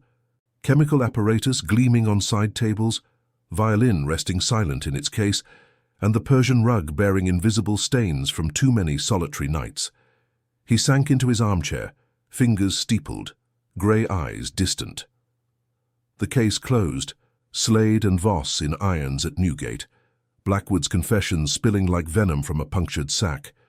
8 keepers avenged, the Reptile House's horrors laid bare, yet victory tasted of ash. Watson poured brandy, the liquid glugging softly into crystal tumblers. Billy hovered by the hearth, eyes wide at the detective's domain, so unlike the zoo's dank enclosures. Holmes accepted the glass, but merely swirled it, inhaling the oak-aged warmth without sipping. His mind replayed the Thames dawn, pink light on rippling water, constables hauling the bound Slade aboard a police launch, the brute's reptilian tattoos twisting under ropes. Alive, after all, resurrected by Voss's twisted science, her promises of revival fueling his rage. But deeper, Holmes saw his own reflection in that survival, clinging to shadows, defying death through dangerous elixirs. "You should rest, Holmes," Watson said, his voice a gentle anchor, moustache twitching with concern. The doctor's blue eyes held no judgment, only the loyalty forged in Afghan dust and London fogs. "The Yard's gratitude will come with commendations." Lestrade already wired his thanks. Holmes's lips curved faintly, not quite a smile. Rest. The word mocked him. His body craved the 7% solution, that sharp clarity chasing boredom's void. The vile shards called from memory, promising escape from the moral scars now crisscrossing his soul. Exposing Blackwood's embezzlement, Voss's occult experiments blending venom with Victorian ambition, truth unearthed, but at what cost? Families shattered, Billy orphaned anew in spirit if not flesh. The boy had lost his father to Slade's feasts, yet found purpose in the fray. Billy stepped forward, locket open in his palm, revealing a faded tintype of a smiling keeper, his pa amid lion sketches. "Mr. Holmes, sir, you made it right. Pa'd be proud. The zoo. It'll heal now, yeah? No more monsters in the tanks." Holmes met the boy's gaze, seeing unscarred hope where his own mirrored cynicism. The child's words pierced, stirring something dormant, a flicker of grace amid the grit. "Healing demands vigilance, Billy. Monsters wear many skins. Yours was Slade's brute rage. Mine. He trailed off, glancing at the empty syringe case on the mantel. Watson tensed, recognizing the confession's edge. The mantel clock chimed noon, its brass pendulum swinging like a serpent's tail. A knock echoed, sharp, authoritative. Mrs. Hudson bustled in, tray balanced, but behind her loomed a familiar silhouette. Mycroft Holmes, portly and impeccable in black frock coat, umbrella hooked over one arm. The elder brother's face, rounder yet no less imperious, softened at the edges. "Sherlock," Mycroft intoned, voice like velvet over gravel, entering without invitation. His eyes, pale mirrors of his brother's, swept the room. "The Diogenes Club buzzes with your reptilian triumph. Government whispers of knighthood." Holmes rose slowly, tension coiling in his frame. Estrangement stretched decades, Mycroft's shadowy Whitehall machinations clashing with Sherlock's freelance pursuits, brothers divided by intellect's cold throne. The letter from Dawn had cracked the door, Mycroft's rare missive, praising valor amid valor's toll. "Brother," Holmes replied evenly, no embrace offered. "Valor's cheap when serpents strike first." Mycroft's gaze lingered on the syringe case, unerring. "And your serpents? The Yard reports no more. Incidents. A change." Silence stretched, heavy as Reptile House humidity. Watson busied with tea, Billy watching wide-eyed. Holmes felt the vice tighten, not Slade's wrench but self-reckoning. Grace, unearned yet insistent, whispered through the fog of withdrawal, effort shared as in the night's melee. Community, Watson's steadfastness, Billy's raw faith, even Mycroft's distant orbit, essential to slaying inner beasts. "I discard them," Holmes said finally, voice raw. He lifted the case, hurling it into the fire. Flames devoured it, glass popping like distant gunfire. Mycroft nodded once, approval veiled. Billy grinned, fist pumping silently. But restoration faltered at dusk. A telegram arrived, yellow envelope crisp. Lestrade. Loose end. Voss's hidden ledger, detailing accomplices beyond Blackwood. One name. Moriarty's shadow. No, worse. A final keeper, coerced witness, lurking in East End shadows. Tempted to silence Holmes forever. The tempter's echo. Holmes's pulse quickened, old thrill warring with newborn resolve. Watson strapped on his revolver. Billy insisted on joining. "Pa's right ain't done till all ghosts rest." Mycroft departed with a warning. "Vigilance eternal, brother, family endures." Night fell, gas lamps blooming like fireflies in pea soup fog. They ventured to the Thames docks, where rusted hulks groaned against pilings, fish guts slick underfoot. The coerced keeper waited in a derelict warehouse, Voss's venom vial glinting in his trembling hand. Temptation incarnate. "She said it'd end the nightmares," he rasped, scarred face moonlit through broken panes. "Feed the detective to the eels, or join the 8. Tension coiled, the vice inevitable. Holmes stepped into the light, unarmed, voice steady. "Nightmares flee in confession's dawn. Join us, not the feast." The man lunged, vial raised, but Billy darted forward, chain from the zoo clutched tight. A swing, a clash, glass shattered harmlessly on stone. Watson subdued him gently, binding wrists with dock rope. No blood, only surrender. As constables arrived, the keeper wept, spilling Voss's full web, occult rites blending science and superstition, preying on the desperate. Holmes knelt beside him, grey eyes compassionate. "Redemption's path is effort graced. Walk it." Dawn crept again, gilding warehouse timbers.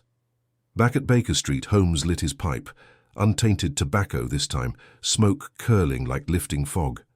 Mycroft's carriage waited outside, a subtle offer of alliance.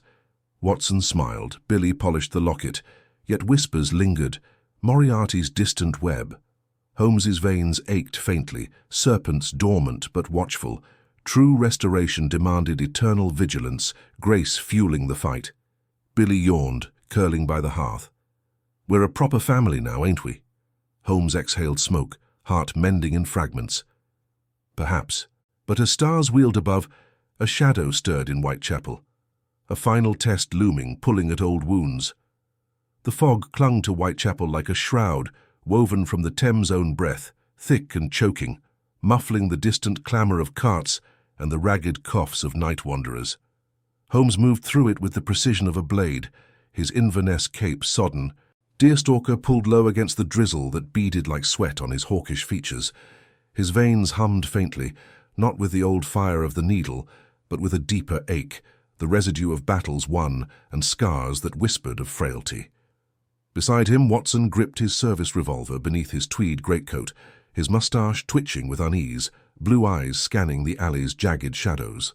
Billy trailed close, the boy's locket glinting faintly under his collar, a talisman against the dark that had claimed his pa. They had come at Mycroft's cryptic missive, delivered by a hollow-cheeked urchin, just as Baker Street's hearth had begun to warm their bones. Whitechapel, midnight, the serpent's den, Voss unbound. Holmes's mind had raced ahead, piecing the fragments. Lydia Voss, the femme fatale whose reptilian grace had slithered through the zoo's scandals, now fled to this festering heart of the East End. Her web extended further than eels in the Reptile House. Occult whispers, coerced souls, a cult of the desperate feeding on fear and forgotten rites. The Eight Keeper's fate was no mere murder. It was sacrament to something ancient, blending Victorian science with pagan hunger. The Serpent's Den squatted at the alley's end, a derelict gin palace with boarded windows and a door scarred by knife fights. Gaslight flickered through cracks, casting serpentine patterns on the slick cobbles. Inside, the air reeked of stale ale, opium haze, and the metallic tang of blood long dried. Holmes pushed the door, hinges groaning like a beast roused from slumber. The room fell silent, patrons, haggard men and painted women, turning hollow eyes their way. At the bar, Victor Slade hunched like a boulder, his shaved head gleaming, scarred hands cradling a tankard. Reptilian tattoos writhed across his forearms in the lamplight, remnants of his brute past. Slade's eyes narrowed, recognition sparking malice. "Detective? Come for the show?" His voice was gravel ground under boot heels, thick with dockside burr. Holmes's grey eyes pierced him, unblinking. "The show ends tonight, Slade. Voss's rights claimed 8 souls in the Reptile House. Yours will not make 9. A laugh rumbled from Slade's chest, low and mocking, but his knuckles whitened on the tankard. Watson shifted, hand hovering near his revolver, while Billy pressed against the wall, breath shallow. The boy had insisted on coming, his pa's ghost demanding closure. Holmes felt the weight of it all, the wreckage of lives he'd unraveled, his own descent into cocaine's abyss now a mirror to these broken men. Reason alone had failed him once, now grace flickered, faint as hearth embers, urging compassion amid the hunt. Footsteps echoed from the back room, silk whispering against floorboards. Lydia Voss emerged, her lithe form draped in emerald velvet that clung like scales, raven hair piled high, green eyes gleaming with feral intelligence. Pince-nez perched on her aquiline nose, but tonight they hid nothing, only the tempter's fire. In her hand, a vial swirled with viscous green, the same venom that had lured the coerced keeper at the docks. "Gentlemen," she purred, voice smooth as Thames silt, laced with a cultured lilt masking East End roots. "Baker Street's finest, slumming it. Elias Blackwood sends regrets. He's fled to the continent, zoo coffers lighter." Holmes stepped forward, pulse steady despite the ache in his limbs. "Your game, Miss Voss. Science twisted to superstition. Eels gorged on keepers dosed with your serum. Bodies vanished to cover embezzlement and rights. Moriarty's shadow touches this, doesn't it? But redemption waits for all, even you." Her laugh tinkled like shattering glass. "Redemption? Spare me your sermons, Holmes. You of all men know the hunger." She circled him, vial raised, the air growing thick with her perfume, jasmine laced with venom. "Your needle's kiss, my serpent's embrace, we're kin in craving." Watson's voice cut sharp. "Enough games. Constables are en route." But Voss lunged, vial arcing toward Holmes's throat. Time fractured. Billy cried out, darting forward with the chain from the Reptile House swinging wild. It caught her wrist. Glass exploding in a harmless mist that sizzled on the floorboards. Slade roared, charging like a bull, fists hammering. Watson fired once into the ceiling, plaster raining, patrons scattering like rats. Holmes grappled Voss, her nails raking his cheek, drawing thin lines of fire.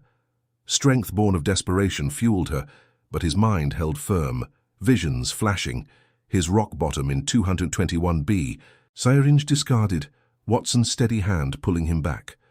"Fight it," he gasped, pinning her arms. "Grace demands effort. Join the light."